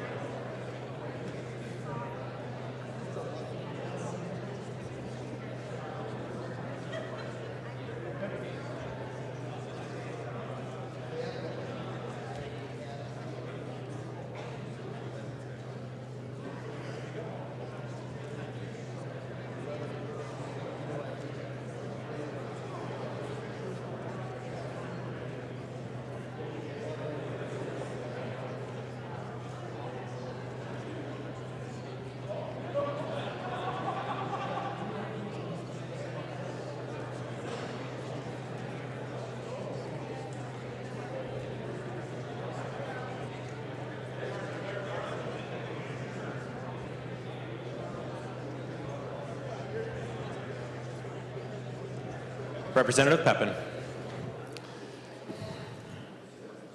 Thank you, Mr. Speaker. I move that further proceedings under the roll call be dispensed with and that the Sergeant-at-Arms be instructed to bring in the absent members. Representative Pepin moves that further proceedings under the roll call be dispensed with and that the Sergeant-at-Arms be instructed to bring in the absent members. All those in favor say aye. Aye. All those opposed, no. The motion prevails.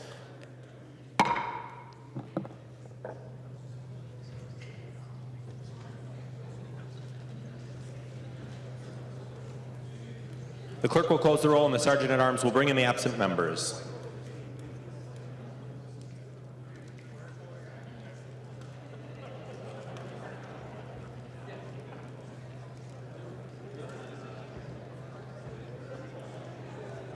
Any further discussion on the Drazkowski amendment to his amendment coded A46? Further discussion?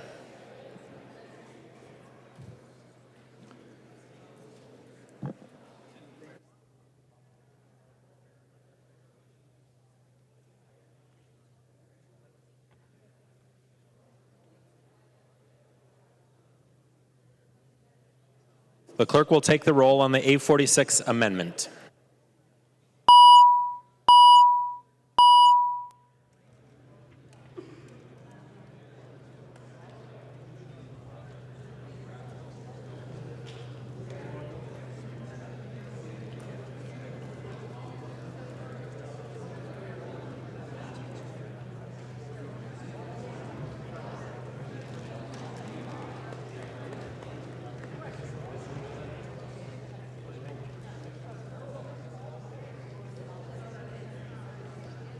Reminder that the House is under call. Members, please vote.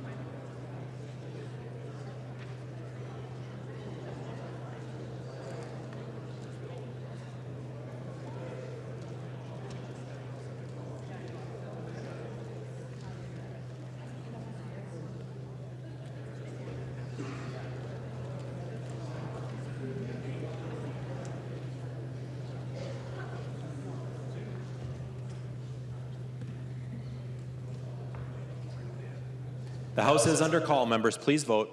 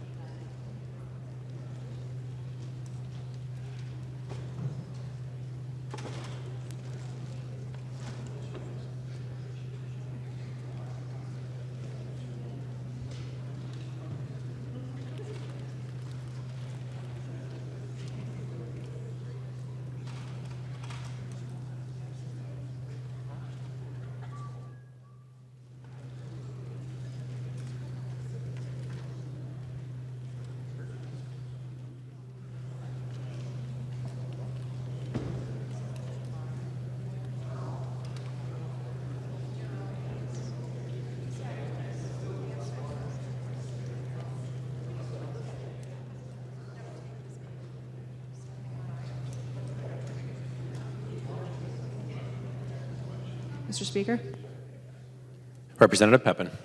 I move that those not voting be excused from voting. Representative Pepin moves that those not voting be excused from voting. All those in favor say aye. Aye. Those opposed, no. No. The motion prevails. The clerk will close the roll.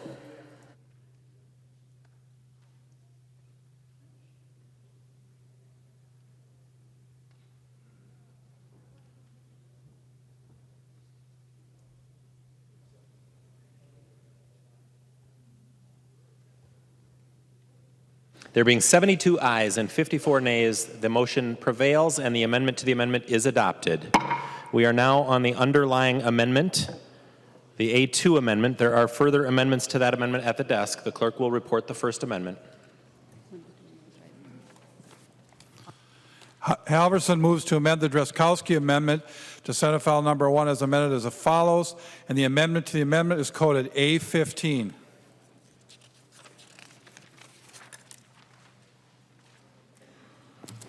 To the A15 amendment, I recognize the amendment author, the member from Dakota, Representative Halverson. Thank you, Mr. Speaker. And the A15 amendment restores one piece of this mandates, and that is that families can get mental health therapy for themselves. And I think that it's illustrative of the fact that you often don't know what you're going to need in your life. And Mr. Speaker. Representative Albright, for what purpose do you rise? Mr. Speaker, point of order. State your point of order. Mr. Speaker, under Mason's Manual, Section 401, motions and propositions need to be germane. This is a frivolous and improper amendment.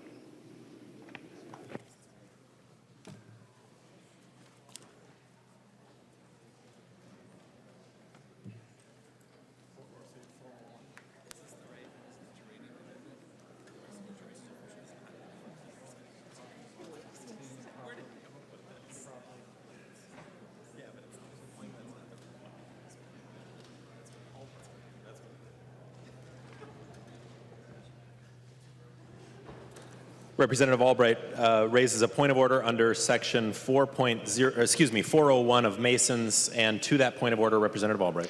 Thank you, Mr. Speaker. Mr. Speaker, and to the members, Section 401 does deal with frivolous and improper amendments, and to the amendment that Representative Halverson has proposed, the language that she's amending no longer is a part of the primary amendment. And understandably, you can't move to delete language that no longer exists in the primary amendment as amended, Mr. Speaker.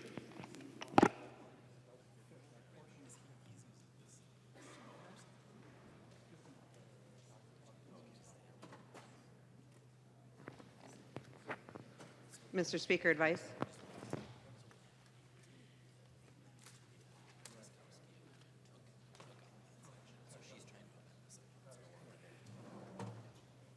The member from Dakota, Representative Halverson. For what purpose do you rise? Advice, Mr. Speaker. State your advice, Representative Halverson. Under Section 401 in Mason's, it states that an amendment that is frivolous or absurd is not in order. And I would ask Representative Albright to state why this would be frivolous or absurd. The whole notion that we need to have a discussion about who gets coverage for what is neither frivolous nor absurd. So I think that while the amendment might not be in order, I think calling it frivolous or absurd is actually not proper.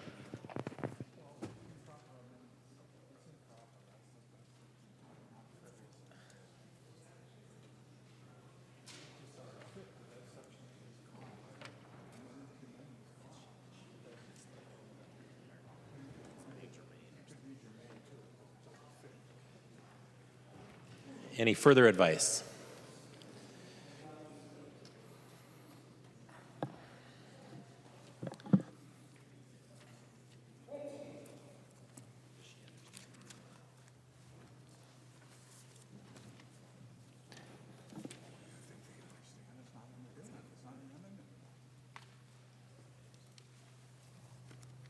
After having reviewed the rule, the section of Mason's that was referenced, reviewing the amendment to the amendment and the underlying amendment, I find the point of order well taken.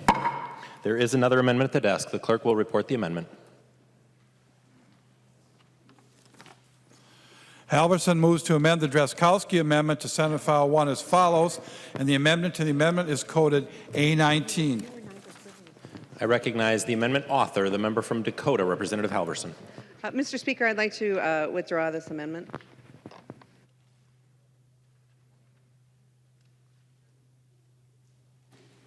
Representative Halverson, would you like to withdraw your additional amendments as well? Mr. Speaker, I would like to withdraw those amendments. Thank you. Mr. Speaker. Representative Halverson. Thank you, Mr. Speaker. I'd like to request a roll call on the Drazkowski amendment. roll call has been requested on the amendment as amended. Seeing 15 hands, there will be a roll call.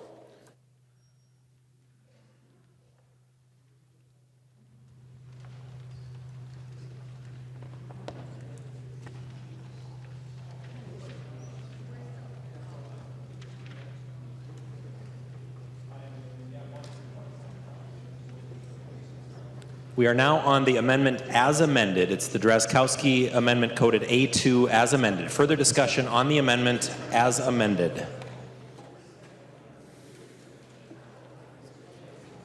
Seeing no further discussion, the clerk will take the roll on the A2 amendment as amended.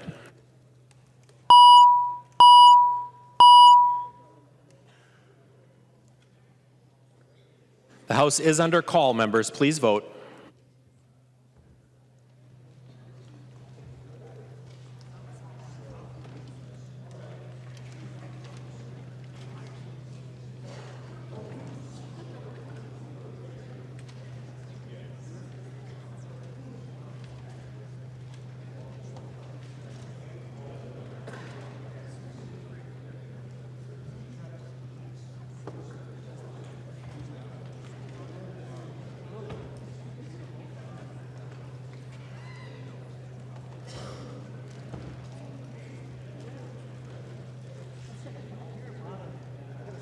The clerk will close the roll.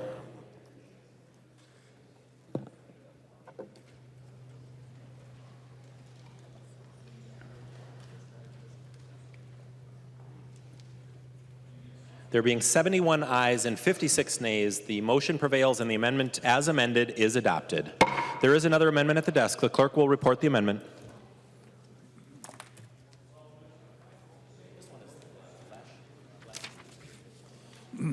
Lesh moves to amend Senate File Number 1, the second engrossment as amended, and the amendment is coded A17-0011.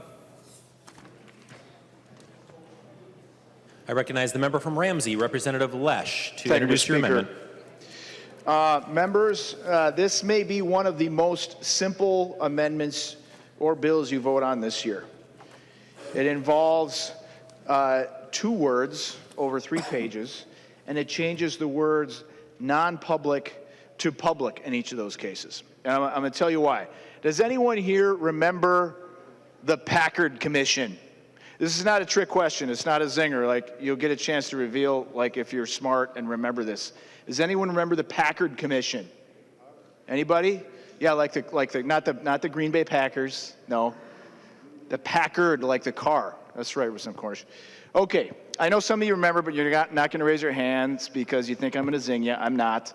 But the Packard Commission was named after David Packard, who was the chairman of Hewlett-Packard and one of the founders. And he was called in by the government to chair this commission, which had all kinds of smart people on it, because in Reagan's defense buildup in the early 80s, it rose to a scandal pitch when it was discovered that the Pentagon had paid $435 for a hammer, $600 for a toilet seat, and $7,000 for a coffee maker. Okay, who remembers that? Yeah, okay, everyone remembers that. You remember the toilet seat and the hammer, but you don't remember. And honestly, I didn't remember it either. I remembered the hammer and the toilet seat. I didn't know $7,000 for a coffee maker. Now, since the mid-'80s, since the Packard Commission occurred, military spending has increased 54%. So you can do the math on that and about how much it goes up per year. You can say it's reasonable or unreasonable, depending on your angle on that. That's fine.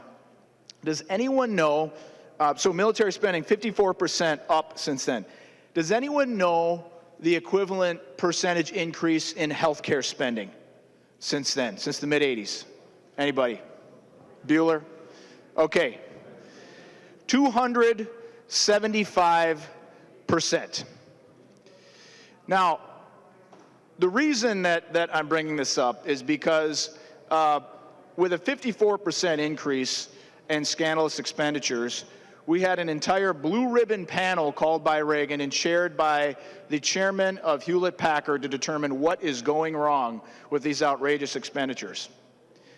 But when you more than quintuple the increase in costs for healthcare expenditures, we don't have a similar commission, and we don't know whether it's because of expenditures like you saw with military spending. And do you know why? Because you're not allowed to know what those line items cost. If your cable bill went up double digits every year for 30 years, you would certainly be asking for an itemized statement of what is the source of those costs. But you are not allowed to know the source of the healthcare costs. So what my amendment does is it changes just in a small section from administrative spending for state healthcare programs. It makes the data public instead of non-public, so we can know what the reason is for the increase in cost. Who knows what we'll find if it's anything similar to what the Packard Commission discovered. Now, the HMOs have fought against this historically, and in fact, this is not a new amendment. It came up years ago when we did the Timber J bill, for those of you who are familiar with that government spending is public data and should be public data, but the HMOs wanted a special exemption to that. But members, the governor is proposing that we do a fix. And the GOP side is proposing to build multiple layers of government with all kinds of different ways to spend money that I think Representative Knobloch can't figure out why it takes more than 2 weeks to figure out what that costs. But with the level of government that you're proposing to build, I can imagine there's going to be a lot of different ways to sneak in outrageous expenditures, because we've already seen it. We saw it before the ACA. We saw it over the course of the last 30 years. This has been happening repeatedly. Your proposal is simply shingling over a rotting roof or papering over a crumbling wall. It's not going to solve the problem. If you really want to help people, you should be doing the governor's fix rather than proposing these multiple layers of government that you don't even know what it does and what the expenditures are going to be underlying it. But that said, I can see the handwriting on the wall. I know this amendment is not going to pass, so I'm going to withdraw it. But I really hope we can take a serious look at why these costs are going up and really peer at the spreadsheet, the balance sheet of where your money's going, rather than just saying, let's just spend more. Let's take a look at it, and I think that's going to be a better solution in the long run. But, Mr. Speaker, I withdraw my amendment. Representative Lesch withdraws his amendment. There's an amendment at the desk. The clerk will report the amendment. Liebling moves to amend Senate File Number 1, the second engrossment as amended, and the amendment is coded DE1. Recognize the author of the amendment from Olmsted, Representative Liebling, to explain the amendment. Thank you, Mr. Speaker. First of all, Mr. Speaker, I'd like a roll call on the amendment. Roll call being requested. Seeing 15 hands, there will be a roll call. Thank you. So, members, this amendment is once again the bill that the governor has proposed. It is one more opportunity for you to do the right thing. To do the right thing by all of these farmers and small business owners that we've all been talking about here this evening. It's your opportunity to help those Minnesotans who need relief now, not next year, not 3 months from now, but now. We've already missed a lot of opportunity to get this relief to Minnesotans. Members, I want to be really clear. This is not a rebate program that the governor is proposing. It is a discount, okay? A discount. The way this would work for people who are listening is that if you're in the individual market, you're not getting a premium subsidy through MNsure, you're paying your own freight, your insurance invoice would have a discount on it, 25% off. Clear and simple. That means you never have to take that extra 25% out of your pocket. It's simply not charged to you. And then the plan gets paid back by the state after the fact. In contrast, what the Republican majority is proposing is a rebate program. Now, think of the last time you applied for a rebate after you bought something. A rebate is where you have to gather up all your documentation, you send it in, you hope you got it right, and then you wait. And you wait, and you wait, and you wait. And sometimes by the time you get that rebate, you've forgotten what it was you sent in. Well, I'm sure that wouldn't happen in this case. It's just too much money.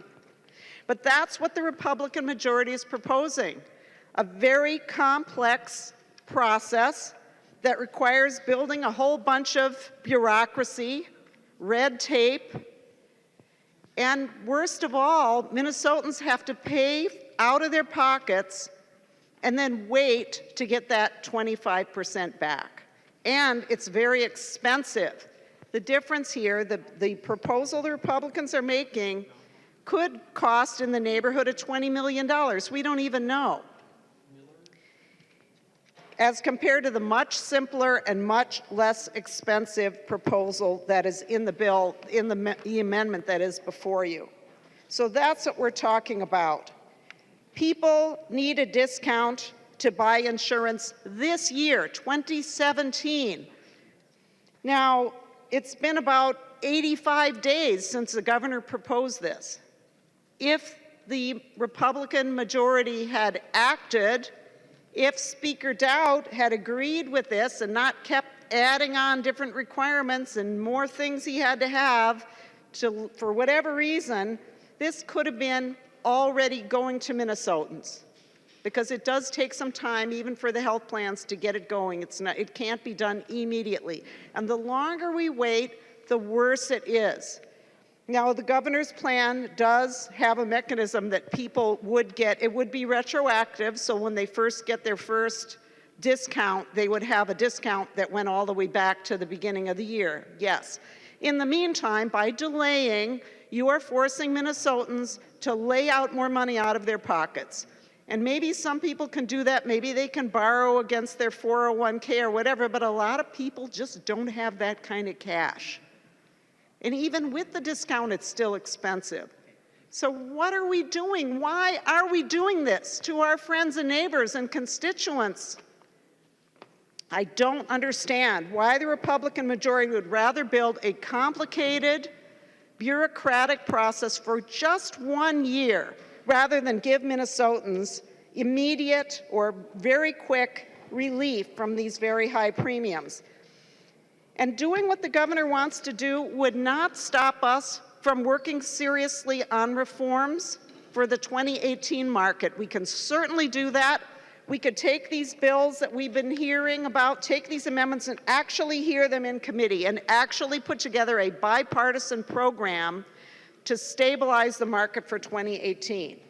But we're not going to be able to do that if we don't have a market in 2017. And Representative Miller was talking about how it's already collapsing. Well, the longer we wait, the more it collapses, because people are making the decision to go without insurance. And that creates a death spiral in the market. Fewer people in the market, and pretty soon the costs for the people that are left are just that much higher. So I was interested that earlier in the debate, Representative Miller was saying that his bill on the co-op, he said, I shouldn't criticize it because it doesn't fix everything. But members, that's what the Republican majority is trying to do here. The Republican majority is saying it's not good enough just to give people immediate relief if we don't fix everything. We don't have to fix everything today. You can vote for this amendment. You can vote for quick, simple relief for your constituents. And then we can come back with other bills that we can hear, where we can make sure that we're not further destabilizing the market, where we can do what we all really want to do, which is make sure people have coverage and can get the health care that they need. So let's help the farmers and small business people, the ones who are really caught here, the ones who really need immediate help right now. You can do the right thing. You can vote for this amendment. And let me just say, too, just to speak to the amendment a little bit in its details, this amendment goes back to the same funding source as is in the Republican bill. As I had said in a previous debate, the governor's bill had previously used the Healthcare Access Fund as a funding source because Speaker Dowd insisted on that. And since he apparently isn't insisting on that anymore, we've gone back to the original funding source.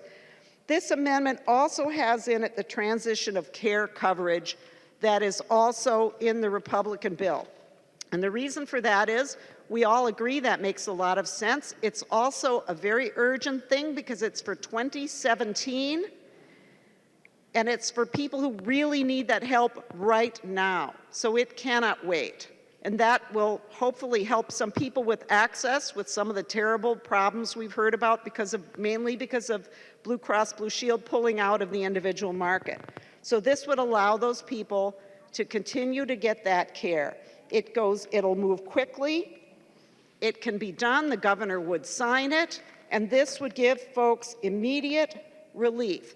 Instead of coming up with risky and reckless plans that may in fact make the 2018 market worse, you can vote for this.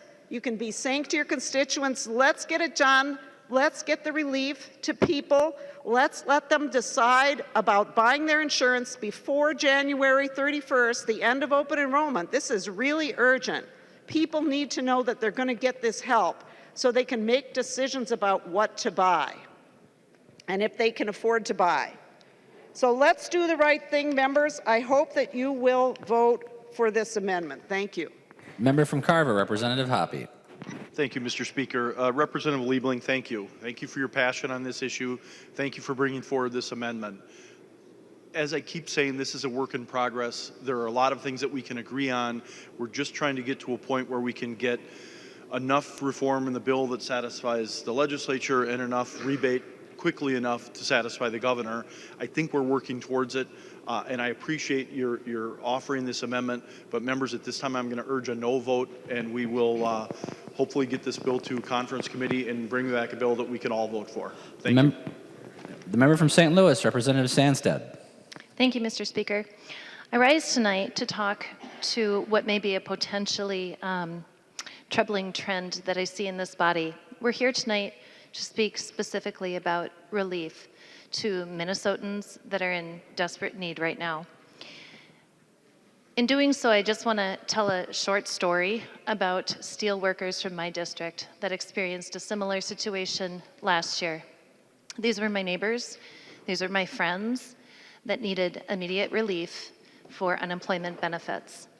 And they were held hostage over this issue. They didn't get the relief they needed, and in doing so, they struggled in making payments, in choosing between food and shelter for their kids, and the stress that their families experienced was extreme. The families that are experiencing the stress over this relief issue with healthcare costs are experiencing the same type of stress. They're having to make the same choices, the same hard decisions, and I don't want delaying relief to be the legacy of this legislative session or of this legislative body. These are humanitarian issues, and I just want to remind us all that this is what we're dealing with. We have an opportunity tonight to do the right thing, and though it's not a perfect fix, and I think we all have consensus on that, we can solve this tonight. So I urge us to resolve this issue tonight so we can move on to the bigger issue of reform. I urge you to do the right thing, and I humbly ask you for your support on this amendment. Thank you.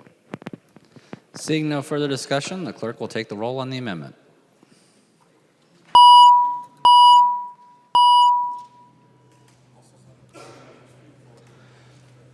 Members, the House is still under call. Please vote. Yeah.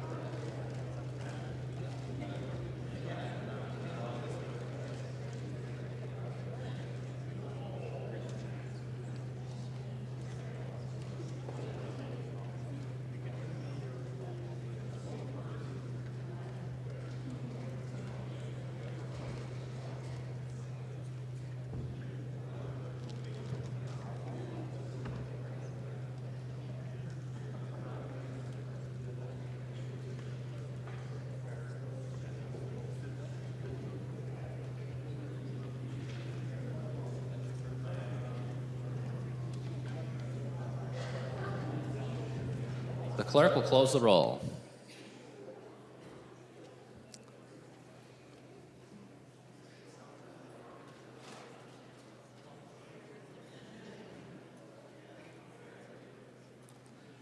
There being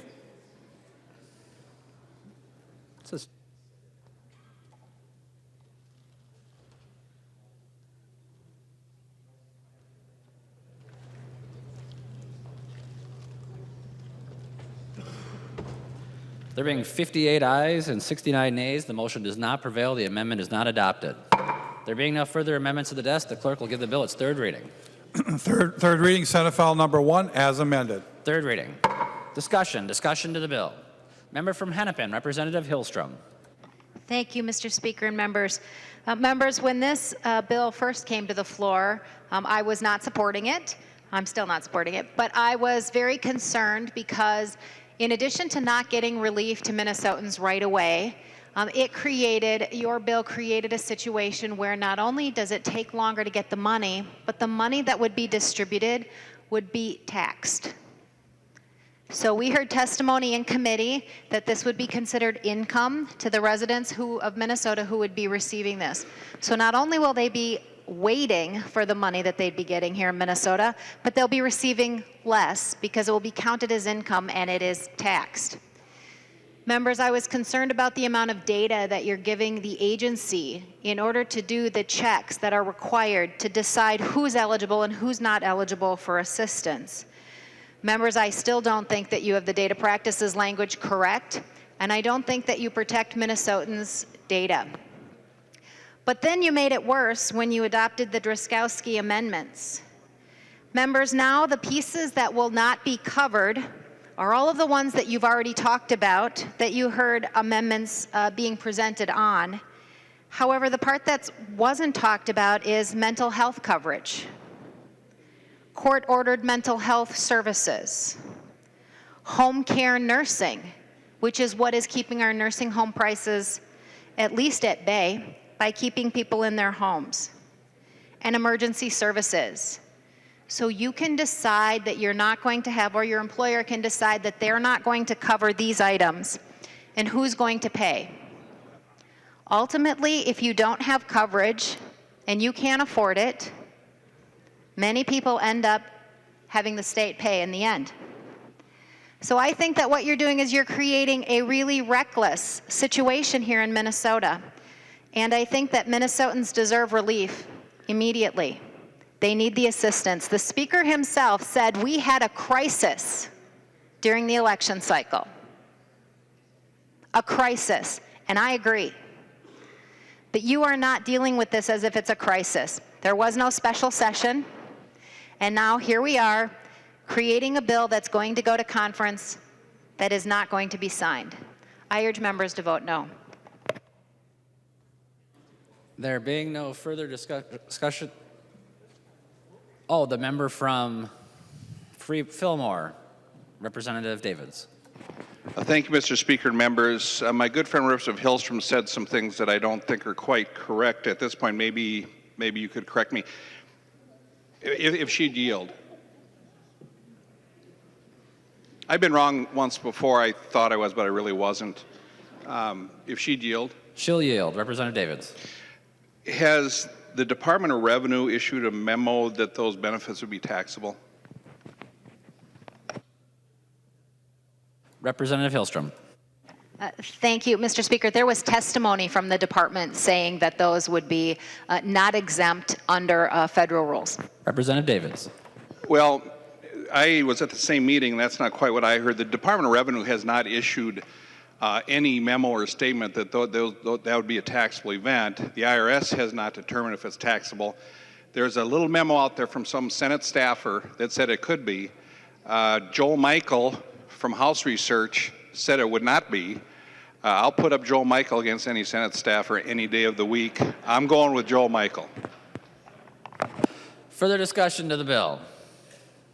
Member from Hennepin, Representative Pepin. Thank you, Mr. Speaker. I move that the call of the House be lifted. Representative Pepin moves the call of the House be lifted. All those in favor, please signify by saying aye. Aye. Opposed, say nay. Motion prevails. The call is lifted. Discussion to the bill. The Minority Leader from Hennepin County, Representative Hortman. Thank you, Mr. Speaker. Members, Minnesota families need our help now. They don't need it later.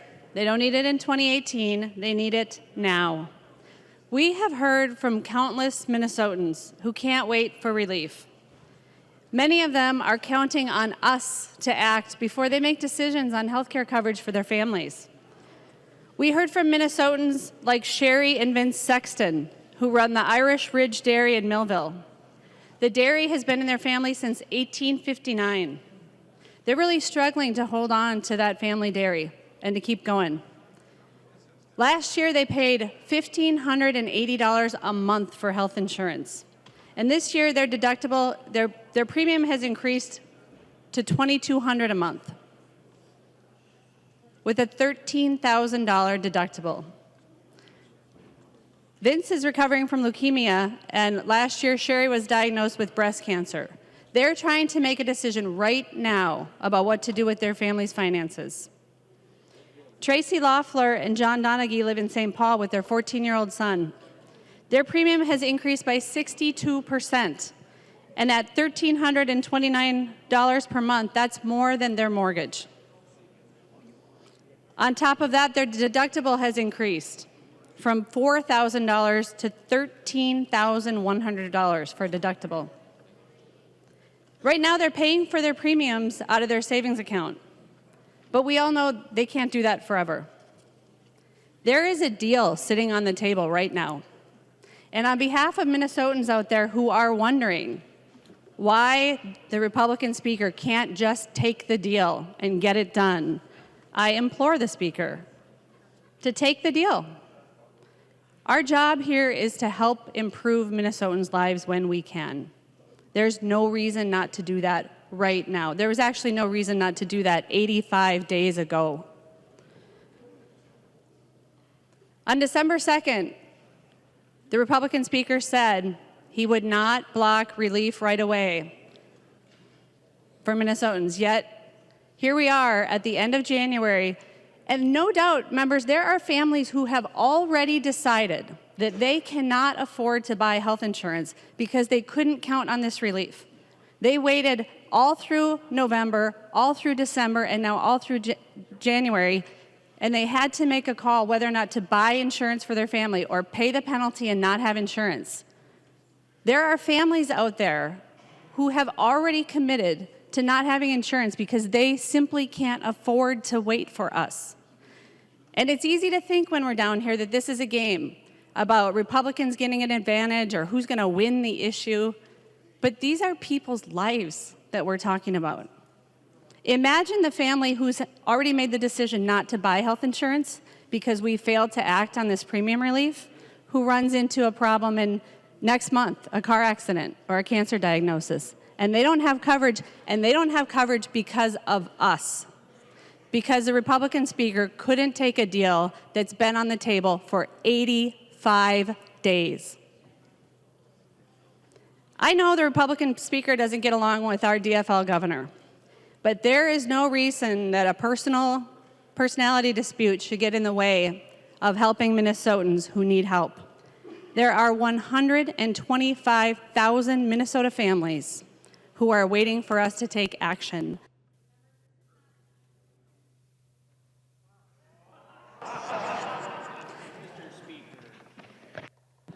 Members, this is not a game with microphones or the policy that we're making. You know, when we're down here, I think it's tempting to look at it R's versus D's and keep score. But we cannot forget that the things we do here impact people's lives. This should be a done deal. This is just like the bonding bill, just like the tax bill. The deal is on the table. All we need is a Republican Speaker to say yes. Say yes to Minnesotans for $1 billion worth of construction, for a whole bunch of tax cuts, for premium relief right now. On behalf of the Minnesotans who want help and want action, I'm saying, Representative Doudt, don't be the guy who can't take the deal. Find ways to say yes instead of finding ways to say no. The governor's plan is quick and easy. The Republican plan is slow and complicated. Minnesotans need our help, members. The Republican plan includes elements that are untested and could, in fact, make things worse. This bill that we're passing today is just further delaying relief to Minnesota families who need it now. That's not good enough, members. That's not what Minnesotans deserve from us. Please vote no. Call upon the author of the bill from Carver, Representative Hoppe. Thank you, Mr. Speaker. Mr. Speaker and members, thank you for a very good discussion here today. Representative Hortman, the minority leader, you raise a good point. The things that we do impact people's lives. I think our challenge here is not just to do what we can to get people some relief here in 2017, but to make sure that we're not making the problem worse in 2018. So please vote yes today. Let's get this to conference committee. We will get to work on this. We will bring something back that will get people that premium relief, and we're going to have reform in it so that we're working on not having the same problem in 2018. Not all of us agree on the reform. Not all of us agree on what should be in early and what should be in later. We all agree there needs to be a solution, that we need to reform this bill.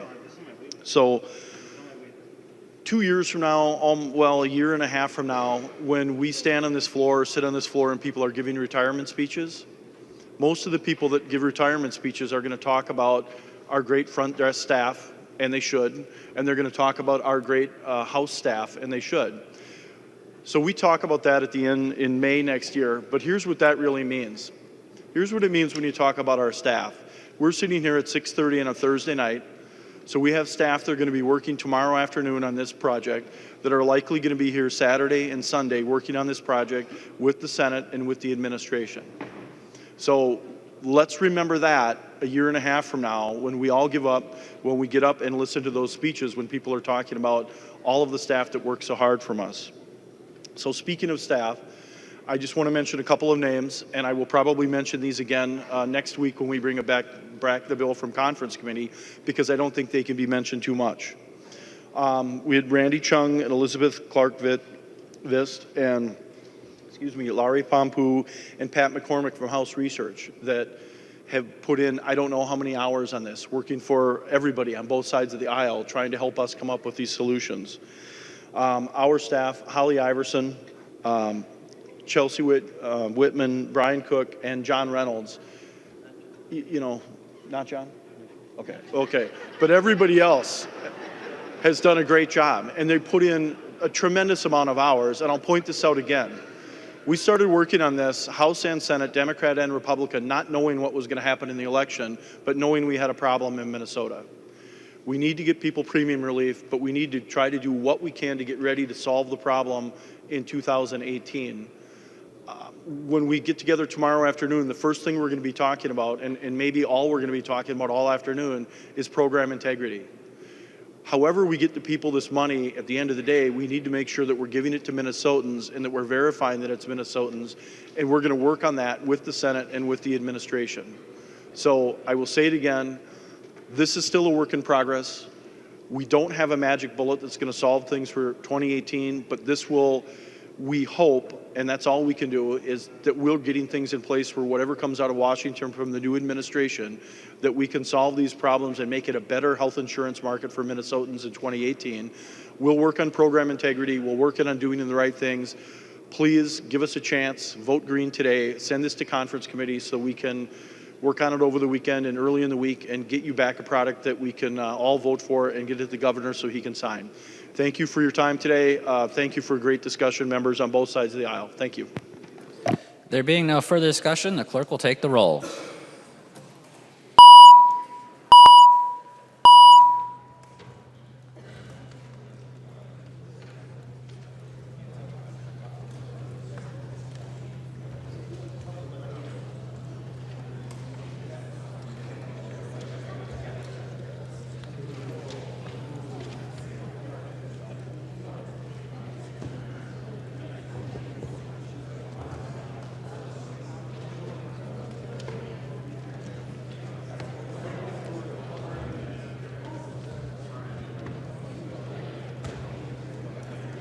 The clerk will close the roll.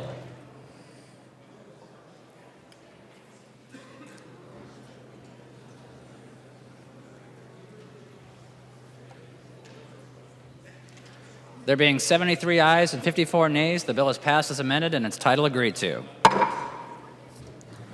Motions and resolutions. There are a copy of the non-controversial motions at the House desk and online. If there are no objection, we'll take action on these motions first. Hearing no objection, the motions prevail. Announcements. The member from Hennepin, Representative Flanagan. Thank you, Mr. Speaker. Mr. Speaker, I rise to acknowledge a particularly disturbing event that recently rocked the community I represent. Yesterday, an anonymous caller phoned in a bomb threat to the Savas Jewish Community Center in St. Louis Park in my district. Apparently, this was an attack not just on my community, but a coordinated anti-Semitic attack on more than 24 Jewish centers across the country. In St. Louis Park, our law enforcement officials acted swiftly to evacuate the premises, and thankfully, no one was physically harmed. But this act of hate and intolerance, it scared a lot of people. It shook their confidence and made them wonder whether their kids are still safe in our community. So I'm taking to the floor of the House of Representatives to speak directly to the Jewish community and to other marginalized communities throughout Minnesota. We see you.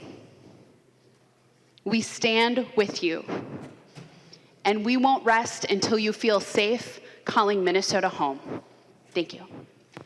Thank you. Member from Dakota, Representative Hansen. Thank you, Mr. Speaker. And on Saturday, there's going to be a large group of Minnesotans that will be here at the Capitol. And I've checked with the Sergeant of Arms and the Chief Clerk and Speaker Doubt, and the chamber will be open.